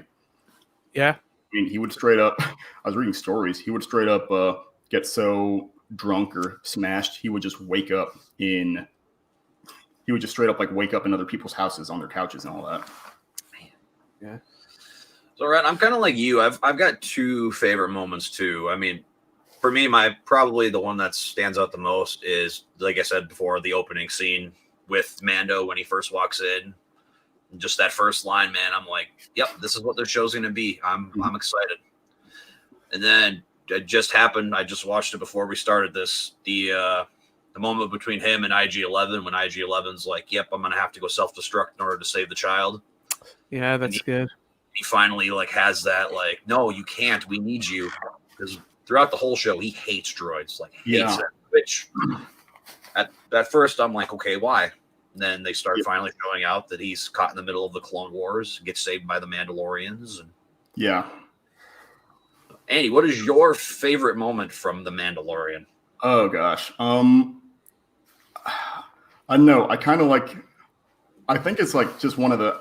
Man, I feel like I had a different one, but off the top of my head, I'm going to say either the scene where he starts taking out during the heist episode where they're trying to get their boy out of lockup off the New Republic frigate, where he like just starts shutting doors and like starts taking out the guys one by one. Like I love that because it just showed how well he can execute. It also showed his change of heart. It showed his change of heart in terms of he didn't kill anyone. And then I think the initial fight scene with him and IG-11, where they're just, like I said, they're being very reactive. They're adapting off of each other. It just showed how professional he was. I know it established that he's a gunslinger and creative. And I just love that. Actually, I know this is going to sound so stupid. I think my favorite scene is honestly when they shoot down the door in that first episode. It's so stupid, but if I had to pick one, it's not even like there aren't better scenes, but I just love how comedic it is. They get done with this entire gunfight. They mow down like tens of assassins and hitmen and mercenaries, and they just look at each other and just shoot the door down. Gosh. I just love the comedy throughout their whole fight. The whole time he's like, I must self-destruct. No, wait. Yeah. Oh, so good. And final question for at least this part. What was your guys' favorite episode? Mine's still episode 1. That first opening episode, man. It's great. I love it. It's tough for me. I'm between episode 3 and the last episode 8. It's very, very tough. If I were to give an edge to either, I'd probably say episode 8. I'm a big guy on finality. Usually my favorites parts of movies are the third chapter. Not always, but the finale, not the third chapter, but the end game. Return of the Jedi is my favorite Star Wars movie. But I love the original trilogy. They're all one story for me. But yeah, I'll go with episode 8 on this one. Okay. And Andy, what was your favorite episode? I keep saying episode 6. I think the more I think about it, I just liked parts of episode 6 and the whole thing overall. I think episode 2, where he gets his full armor, right? No, episode 3. Episode 2 is where he it is episode 3. Yeah, okay. So I'm going to agree with episode 3. I'm going to stick with Ren. I love episode 3 because one, we get to see our boy decked out. He comes out with the freaking full suit of Beskar. But we also see that tonal shift, his actual change of heart. But also we get to see like that realization that he wasn't the one betraying his code. They were talking, like they were dissing him at first, and then it was this script got flipped where it was, the rest of the Mandalorians who had to realize they weren't living by their code. They were hiding. They would rather stay alive than die by their code. So I like that he brought the Mandalorians out of hiding. They all had his back. It didn't matter past grievances. It just felt like the Mandalorians just came out firing. I don't know. It was beautiful, and it just started off the full journey that we're at now of him being on the run, and him finally taking up that onus upon himself to be a parent. I thought about this. Just during the stream, man.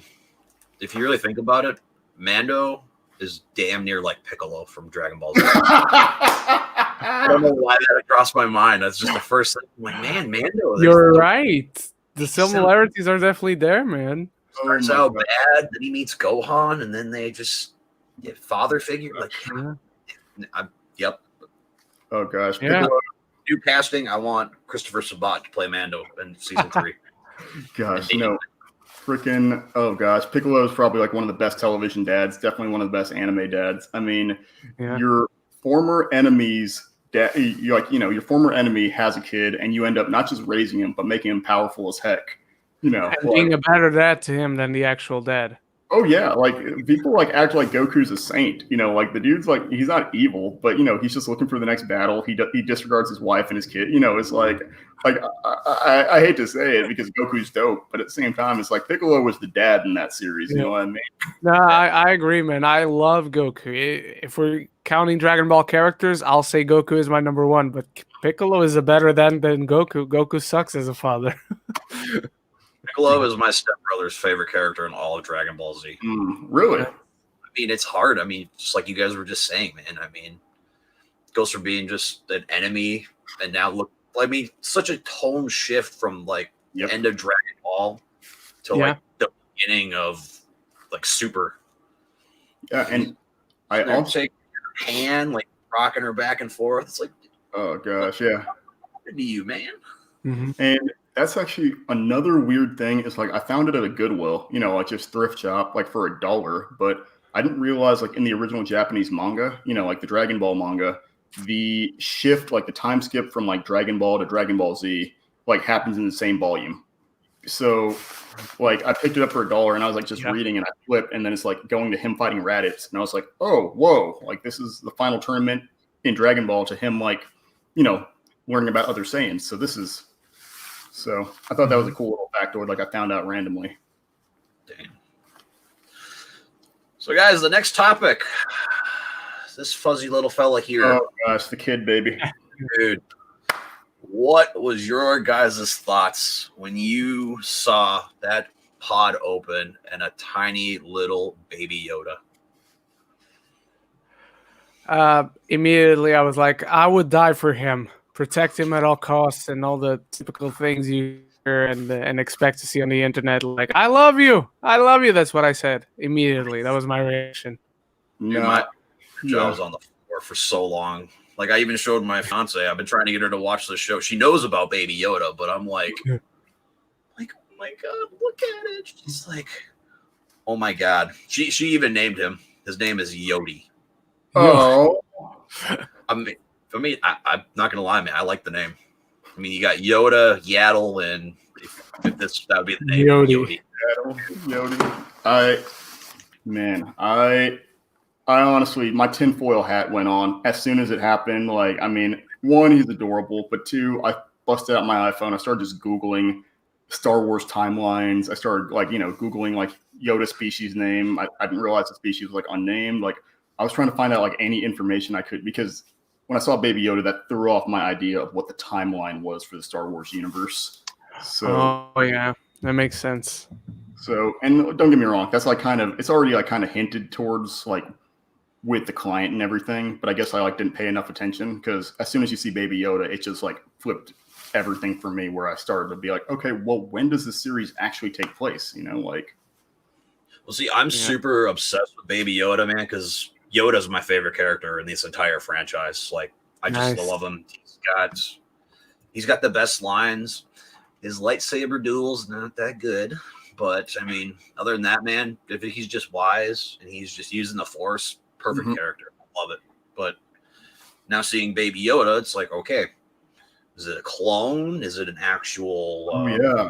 Actual just part of his species? Did Yoda and Yaddle get it on inside the temple or something? Like, where did this thing come from, man? Like, I mean, what's your guys' theories? Andy, we'll start with you. Oh yeah, no, I was just going to say, to be fair, it is 50 years old at that point, so that is, I think there's some validity to the fact that it might be a clone or genetically engineered, because the client clearly knew it was 50 years old, so he like had kind of a carbon date on how old it was. So there has to be something. There's like kind of got to be more of a reason for that, right? Like a deeper understanding for how he knows how old it is, or that he's interacted with it at least one time before, or the doctor. I don't know. So I kind of think there has to be something where they engineered it in terms of either A, they tracked it down and stole it and like have been monitoring it, raising it, and it got lost, or B, they just straight up took Yoda DNA and like cloned the little boy or girl. I don't know. I don't care what it is. It's adorable. Oh yeah. Yeah, I gotta be honest. I just took it for granted that there is a baby from Yoda species, and I never gave it a second thought. But you guys are bringing it up now. It makes sense with what the client said. If it is a clone, I'm just wondering if it is a clone. Like, what's the big picture here? What's the end game? Like, if it's not to explore Yoda's species, what's the point of it all? Who did the cloning? Did Yoda know about him? How did they take the blood off of Yoda or the hair or whatever? So I'm curious now. Now I'm the one with the tinfoil hat. Like, what are the possibilities? All right, I got one. I got one I've been playing around with. Okay, hear me out. So they're using like trackers, right? Everyone has one of these fobs. I think it has to do with force sensitivity and, I don't know, harvesting midichlorians. Like, because there's got to be, like, right? Because, I mean, that would be a valuable asset, is being able to, like, artificially give people the force, like inject them with midichlorians or whatever. Yeah. And they're able to track this thing. So there has to be a way that, like, there has to be something like tethering it. So, no. Yeah, that's interesting. See, I have my own, like, I guess I could kind of shorten it up, but, like, episode 3, after Yoda loses to Palpatine, his cloak falls. Like, of course, obviously he leaves the temple, but his cloak yeah. I feel like Palpatine maybe had some clones, picked up his cloak or whatever, went back to Kamino, and they're trying to, like, genetically engineer another Yoda in case, like, Palpatine were to somehow fall or die. But it's got to be before that, because he's 50 years old, so it's got to be, like, even before the Phantom. No. And that could have, that's a valid theory, because, with, like, I don't know how long it's been established. I need to apparently brush up on my Star Wars lore, but with episode 9, we find out that Palpatine and other Siths, right? Well, they can inhabit other people's bodies, right? So realistically, if you wanted a naturally force-sensitive body, like just a stronger force-sensitive body, then Yoda species would be a really valid, like, and it's lives super long, and is, like, lives super long. So it's a very valid option for, I don't know, a host body or whatever they do. Yeah. Because the reason I think it's from episode 3 is because, the clones, like, they age a lot faster than, normal. Yeah, you got a point there. Sure. But then, of course, now after Palpatine's, been gone, now they're trying to, find this child. Like, where did the child go? We lost a child. That's bad parenting on the Empire's part. But yeah. But he's not gone, turns out. Yeah. Turns out he's back in the dumbest ways possible in episode 9. But why are you back, Palpatine? Because. And I mean, like, do we even have confirmed any actual Force users, like, for the Empire? Like, because I mean, Palpatine and Vader ate it, and those were, like, their only notable, like, Force users, at least associated with the Empire. So no, you're right. I guess the Empire had the Inquisitors, but they gotta all be dead by the time of episode 4, so there can't be many. Yeah, I don't know, man. Or they're too scattered. I mean, if you wanted to, the Empire was most powerful when it was led by Force wielders. Like the rule of Vader and Palpatine. So if you wanted to reestablish that power, you would need Force users, like true Sith. Or even another thing too, maybe, like, they were gonna do this Yoda, wait till they got a little older, and maybe they were gonna take Palpatine's essence and pour it into Yoda. Yep. True. There's too many theories, man. It was the same way with, like, the Rey theory and the Snoke theory. Like, who's Snoke? Who's Rey? And turns out Rey was a nobody, and then she ended up being a Palpatine. Gosh. Snoke's a clone. It's like, okay, all right. But I'm just so ticked off how you can be a multi-billion-dollar company and act like it is a bad thing for people to talk trash about one movie and not let the rest of it. Like, people are gonna watch. It's a Star Wars movie. People are gonna watch it. You already said Rian Johnson's gonna do the fourth trilogy. So just let Abrams write it out, see what works and what doesn't, and then be like, okay, we'll take these lessons and do it for the fourth trilogy. Exactly. Now you've just got a chaotic end to 40 years of cinematic development. Like, people talk about, like, Marvel like it's a big deal. Don't get me wrong, the MCU is a big deal, but the Star Wars movie is why we have, like, is so influential. And this is how you ended it. Like, you ended it with the Abrams Johnson trilogy. Like, I will say this about the trilogy: I like it more than the prequels. I love Episode 3. It's still my second favorite Star Wars film of all time. That's probably never going to change. But Episode 9 is a very jumbled mess. It does have its problems. It does do a lot of jumping from planet to planet. It doesn't answer questions. It's kind of some dumb, obvious answers too. But for me, as a Star Wars fan, I was satisfied. I still enjoyed the movie. I enjoyed it a little more than Episode 8, but I've come around to Episode 8. It's gotten a lot better for me. I I left the theater, didn't know how I felt. I was like, weirdly enough, that's my fiance's favorite Star Wars film. She's like, I like the one that everyone hates. I'm like, which one? The prequels? The prequel movies, any of the sequels? She's like, the one with a lot of red. I'm like, oh, that one. Yeah, it's understandable. But at least I can, say, yeah, the sequel trilogy had its flaws. It really did. But for sure. And I agree with you. I do like the sequel trilogy more than the prequels. I love The Force Awakens. I adore The Last Jedi. I overall enjoy the Rise of Skywalker, but it's a 60-40 split. That's fair. Very close. I agree with that. Yeah, I mean, if they would have just, if Snoke would have been the villain, they'd have just had Palpatine just be like a Force vision on the Death Star, just show up the whole thing with Luke and Vader on the Death Star 2 during the Return of the Jedi. Yeah, that's how I would have had Palpatine in. I wouldn't have had him be like, "Oh, hey, I'm back." Like, also, you can't I'm sorry, but you can't have a million Death Stars. Like, I'm gonna be that guy who's like, like when you're in first grade and someone's got the everything proof shield or whatever, like playing on, like you can't just like pull a million Death Stars out of nowhere. Like, when it's kind of canonical that to get that kind of power, you literally have to use the power of a star, of a sun. Like, you either have to engineer a freaking planet-shaped cannon or like strap it to a planet. So you can't just have a million of the things floating in the sky and act like this was like established that this is possible. Yeah, I agree. Like, I know a lot of people had a problem with Starkiller Base. I didn't entirely mind it. Yeah, it's basically, the Death Star on like every single steroid on the planet, but I mean, it didn't entirely bother me, especially now that I've just played Fallen Order last year. Yeah, basically it's Ilum. Yeah, where you go and get the lightsaber crystal and make your first lightsaber and everything. Oh, nice.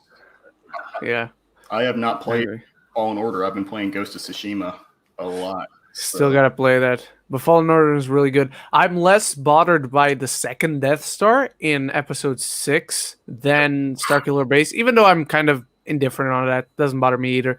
But I actually like the second Death Star because it goes... When you look at Palpatine, to me at least, my thought process is it goes along with the definition of insanity. Doing the same thing over and over again and expecting it to go right. Yeah, actually, that's a fair point. And I mean, I'll also say that, like, the thing is, like, the Starkiller Base, like that's in Episode 7. Yep. Okay, yeah, gosh, I'm getting my numbers mixed up. That was a much more rational way of explaining how a Death Star would work. You know what I mean? If you think about like the number of resources it would take to strap it onto a planet versus making a planet, like a moon-sized cannon, is like it was like, oh, this actually makes a lot more sense. It's still, it's still flawed. Yeah. I mean, obviously this is sci-fi, so suspension of disbelief, but at the same time, it's like still a lot more feasible on a different scale than two Death Stars. Yeah, I can see that. So, let's start talking about season 2 of The Mandalorian, because man, that trailer was it hit good. It was good. But my first thing I want to talk about before we actually get into like the trailer, the legacy characters that are actually supposed to be on the show. I'm going to go last because some people might not like my opinion, but Ren, I want you to start because you were kind of talking about it a bit prior before we even started the podcast. So I cannot wait for season 2. I cannot wait for it to get here. I was not big on the trailer. I thought the trailer was, okay. I mean, I'm as excited as I was after watching this trailer, the same as I was before. I am pumped to see some of the legacy characters: Sabine, Ahsoka, Boba Fett, Rex, Bo-Katan. I just don't want this to become their show because I read something that they mentioned that we're in some episodes are going to veer away from the Mando and follow some of the other characters. I'm like, no, don't do that. No, give them their own show if you want, but this is Mando. This is Mando and the child. It's Lone Wolf and Cub. Follow them and nobody else in the main on the main spotlight. But yeah, those are my thoughts. Andy. Gosh. Okay, so and I don't mind y'all talking or spoiling it. I admittedly have not seen the season 2 trailer. I just wanna go in blind, like especially after like having finally watched season 1. Yeah. But based on that, no, I don't know what to expect. I don't know who to expect in terms of like legacy characters, because I mean with episode 8, we literally had a chick with the purple hair, you know. Yeah. Yeah, Admiral Holdo. Yes, that's it. So, like, and I say that because it's literally like a gamble on what kind of legacy characters you might bring back, and then you act like it's a big deal. Because Ryan Johnson, there was kind of like a moment where they present her like it's supposed to be a big deal, and it's like, who is this chick and why is she? So, I know it's like, and like you said, if it steals away the spotlight from Mando, then it's not worth it to me, because the whole point of this is to be not an isolated thing, but to, center around the Mandalorian and what he's going through, or at least the Mandalorians. You know what I mean? So, but like, have y'all seen Avatar: The Last Airbender? Or yeah. So, like, oh, you haven't? Okay, I'm not really all too concerned. We have the series. I'm eventually going to watch it, but I wasn't gonna spoil it. I was just going to say there's an episode called Tales of Ba Sing Se where it doesn't focus. Yeah, exactly. But it doesn't focus on the main character. It focuses on it's cut up into different parts. So it features different characters, what they're going through, just in different kind of an episodic fashion. So episodic. So episodes within episode. It's like if you did something like that for like one episode where you get different perspectives, then I would love it. But if you start to have episodes that deviate from the Mandalorian, multiple, then that's when it deprives the series of what it was created for or intended for. I hadn't thought about it that way. You're very right. And I know it's not a big difference, but at the same time, Avatar is 13 episode seasons. This is 8. There's only so much time we got with Mando and Child. That's why I'm more afraid. But that's a fair point, a more than fair point. I hadn't thought about it, Andy. So, Ren, actually, you said exactly what I was going to say. So I'm glad it's not too unpopular. But for me, man, I don't want them in there at all. The only one I think kind of makes sense is Ahsoka. There's an episode, I don't remember which episode it's going to be, but it's called The Sorcerer. Oh. There's a lot of people who think Luke's going to be in here. I don't think Luke's going to be in here at all. Well, okay, wait, you bring up another good point. Is once again, I've said it before. I need to brush up, but where is this on the freaking timeline? Where is this series? Is it years after episode 6? Okay, yeah, the first season. Gosh. Okay. Supposedly there's going to be a time jump to the second season, because even in the trailer, sorry, Andy, I know you want to go in blind, but small thing, Grief Carl Weathers' beard now is gray. It's not blacked out anymore. Oh. The hair is still blacked out, which is weird that he paints his hair but not his beard. But whatever, it supposedly at least, but it shouldn't be that big of a jump. I think you don't want to get too close to episode 7, because otherwise you got to put the First Order in there. But maybe a 2-year time jump. Actually, I'll kind of double back on what I was saying. I wouldn't. It's not even necessarily that I am opposed to legacy characters, but I wouldn't mind seeing characters from the new trilogy, from the Abrams trilogy, some kind of bleed over, we're getting to see the plot, or at least passive references that the New Order is being founded, because we kind of have that, with the client and all that something's up in the Republic. Oh gosh, that the Empire still wants to maintain power. So there's kind of those inklings, but kind of stringing it along. I think that's a good point. And y'all can, speak freely. I'm about to watch this thing anyway, so I'm hyped. I don't care at this point. I'm going to watch it. But yeah, stuff like that and another time jump is, critical to seeing how it plays out into the overarching Star Wars universe even more. Yeah. Because, I think Boba Fett's overrated. I don't see how, I don't understand. how he's such a fan favorite character.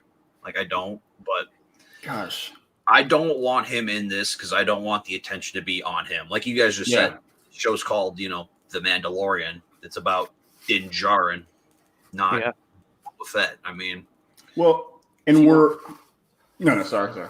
If you want to show like him escape, because I think he's going to meet him on Tatooine, because I'm assuming that's Tatooine in the trailer. Yeah. But that makes sense. Yeah, but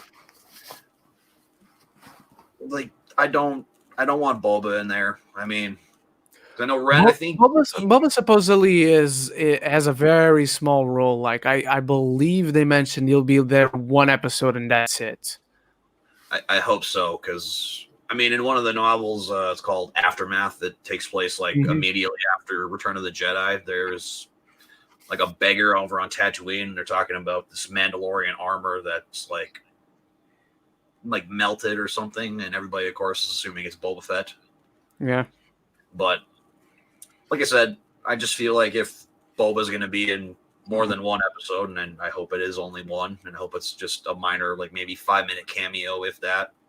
But I don't want the focus to be off of Mando. I don't want, Rex, Ahsoka, and Ren. I think you said Sabine might be in there. I think that's so. There were rumors that Sabine was going to be on the show, and then they cast WWE wrestler Sasha Banks, and she is in the trailer. You see her in the trailer with a cloak on, but the face itself is very clear that it is her, and I do believe it is her. That's why I tweet about, because I saw a lot of people saying, "Oh, Ahsoka," and I'm like, even if she's not Sabine, that's not Ahsoka. Everybody, like you can. Because even in Rebels, you see Ahsoka with a cloak on, and you can see like her leaks or Toguska leaks making the shape over her head. That's not her. And I haven't seen her, but like, what's her kind of profile like? Because Gianna. Okay, what? Gina Carano. Thank you. Gina Carano's got like a very athletic, like stout build. Like so. That but which caters to her because she was a shock trooper, right? But Ahsoka is usually portrayed as like kind of svelte, like not really like stick thin, but kind of like a slimish figure. And then like you said, she's got like the leaks. Ahsoka's gonna be Rosario Dawson. Okay, I thought so. I knew she did the voice at the VA for Ahsoka, right? So no, that was a voice actress named Ashley Eckstein. Thank you. Gosh, I'm losing track. Nice. But yeah, man, I mean, again, Ahsoka, that makes sense because, she's familiar with the Force. She's familiar with Yoda. And it makes the most sense just for her. Like, well, and I mean, she got trained by Vader, so. True. She did. So I guess, Andy, since you didn't see the season 2 trailer, and I mean, we kind of already talked about it anyway. Y'all are good, yeah. But, obviously, I'm still saying that Snow Planet is Ilum. I'm assuming that's where they're going to go, is to Ilum at some point in the show. There's some people who think that where Sasha Banks is in the trailer. Some people are thinking that's going to be Mon Cala, where what's his name? My God, it's escaping me. Why? Akbar. Yeah, or Akbar. Oh yeah. And other than that, I don't know any of these other planets.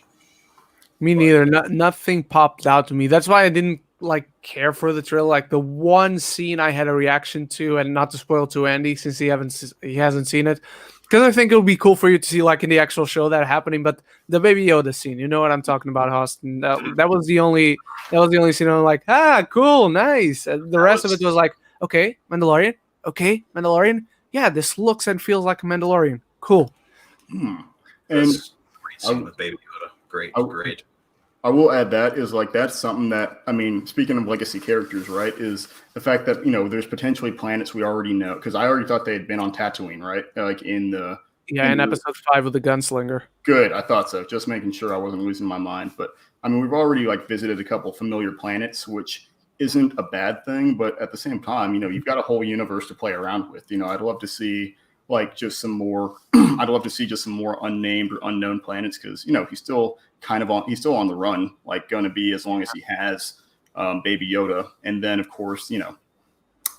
So I've got no problem with not seeing any named planets again or planets we're familiar with. Yeah. Legacy. I agree.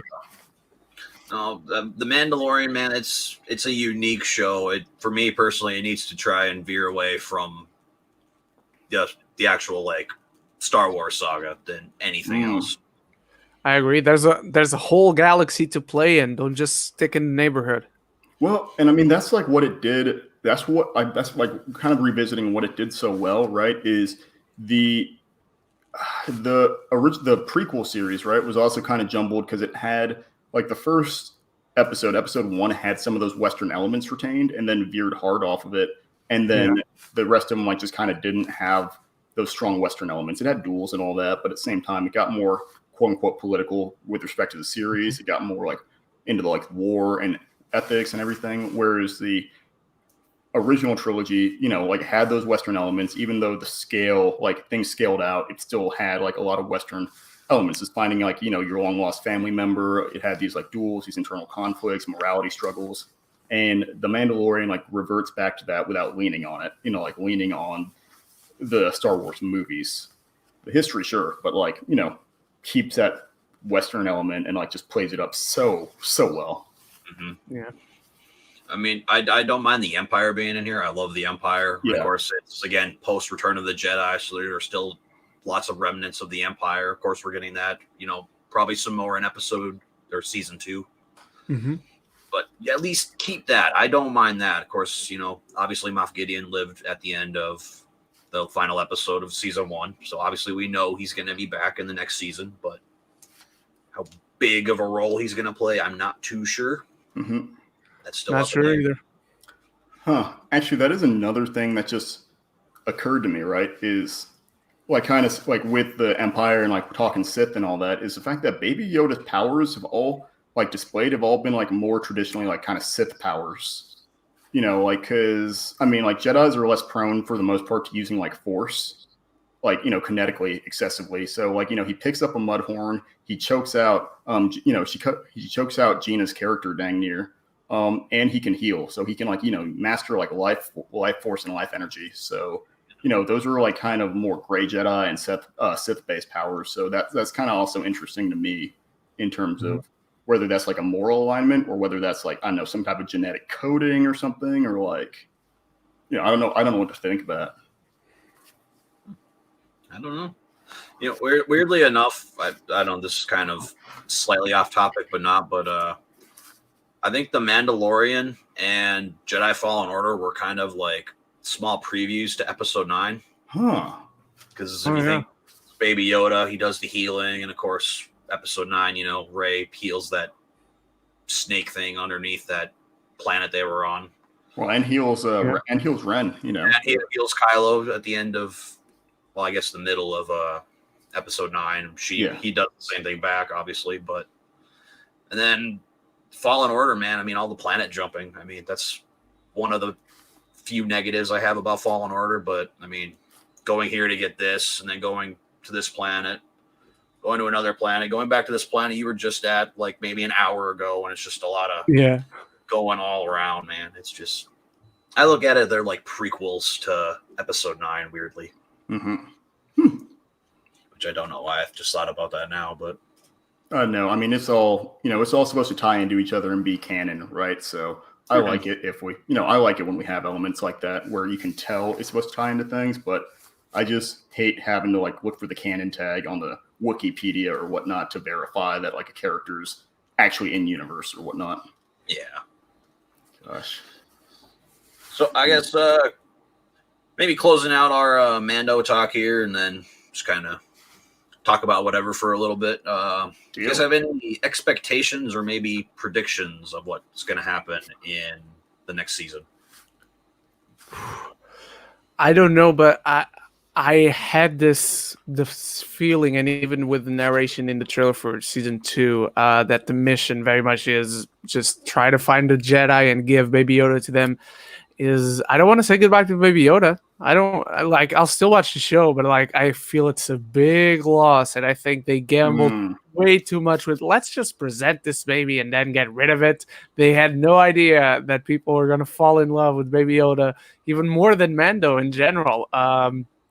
So I hope I hope they don't find the Jedi and Baby Yoda doesn't have to go away. I'm not ready for that either, man. I'm not. Gosh, I think we see.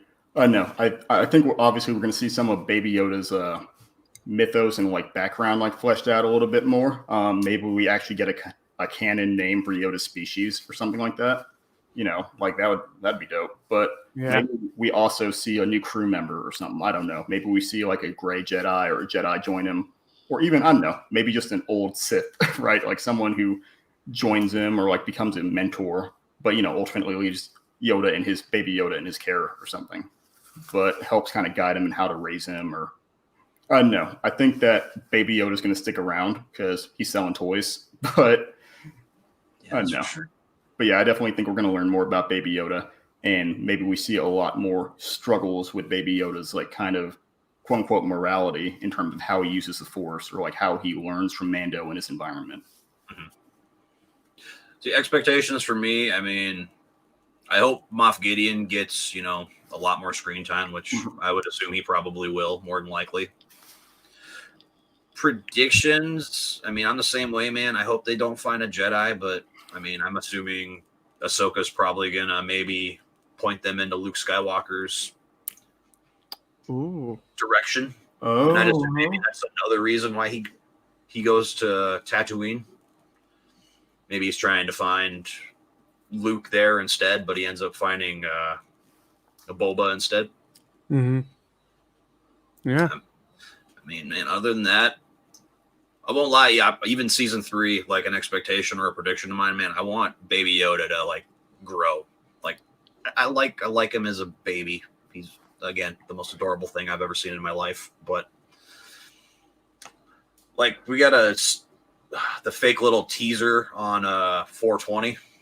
Oh yeah. I got so excited. I'm like, oh, Mando season 2. And yeah, I got to the end. I'm like, oh. I mean, like my problem though is like, okay, hear me out. My problem is like if Baby Yoda grows, Baby Yoda starts to walk and talk. He's hanging with a Mandalorian. What happens if you start to grow up as a Mandalorian with a Mandalorian? Yeah, that's true.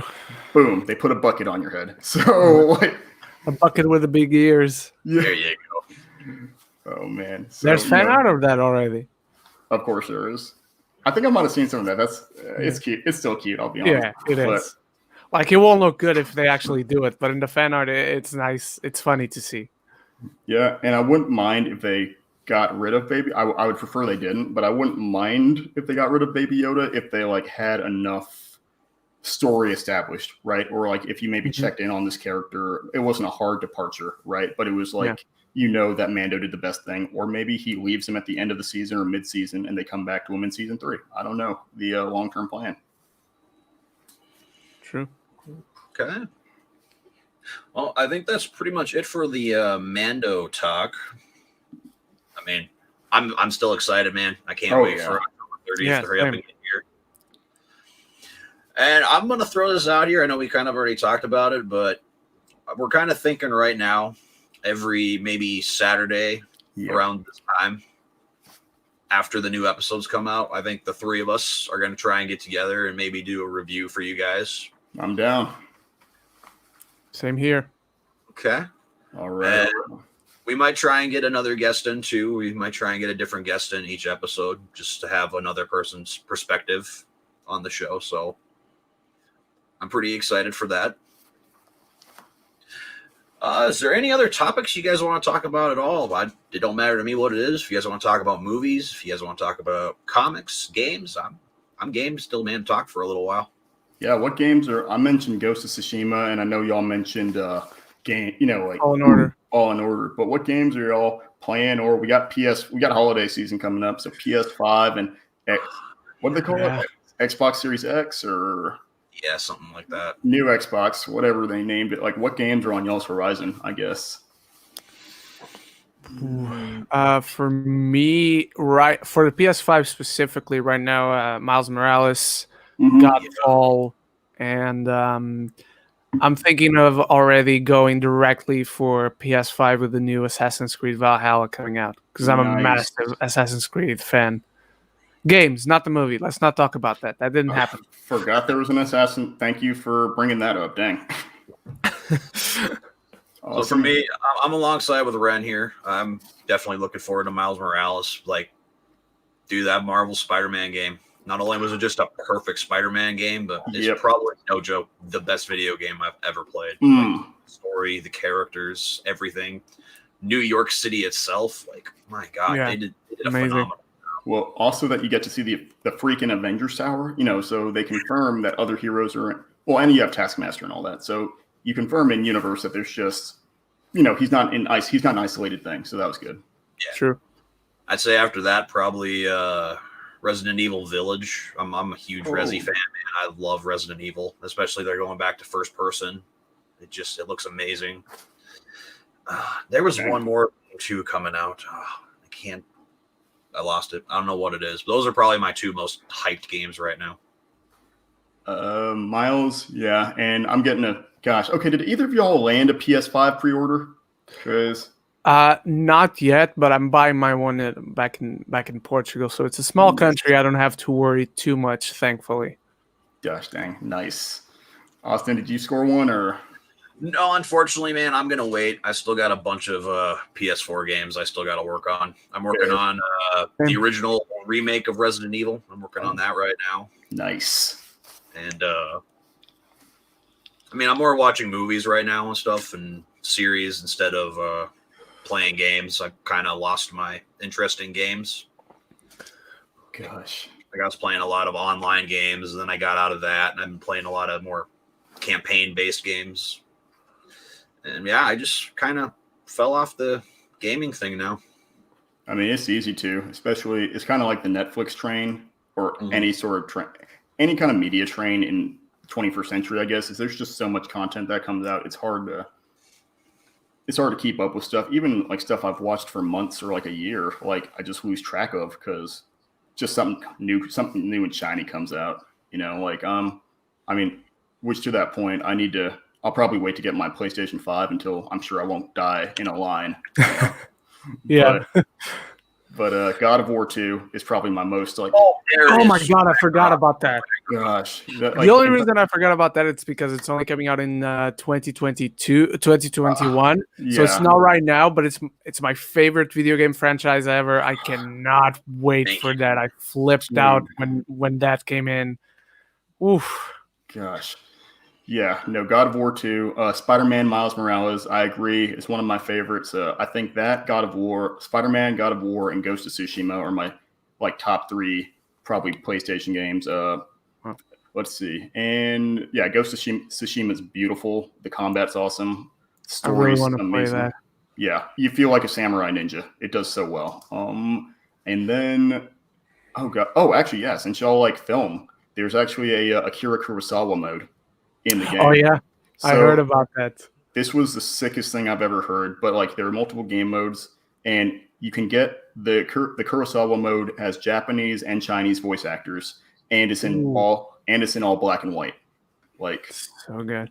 I heard you can like put it all in black and white, like always, but you can also only choose to have like the cinematics in black and white, but the rest of the game in color. Yeah, I think that's true because. You have actually, no, I'm not going to spoil too much, but yeah, it's it's just beautiful. Even my roommate, like I was telling you, my roommate, huge sports guy and Star Wars nerd, but he usually plays like MLB and stuff like that, and Madden. But he just like walks in and sees it. He's like, "Dude, are you watching a movie? Like, what movie is this?" And I was like, "Nice." Yeah, I was like, "I'm playing Ghost of Tsushima." He's like, "Holy crap!"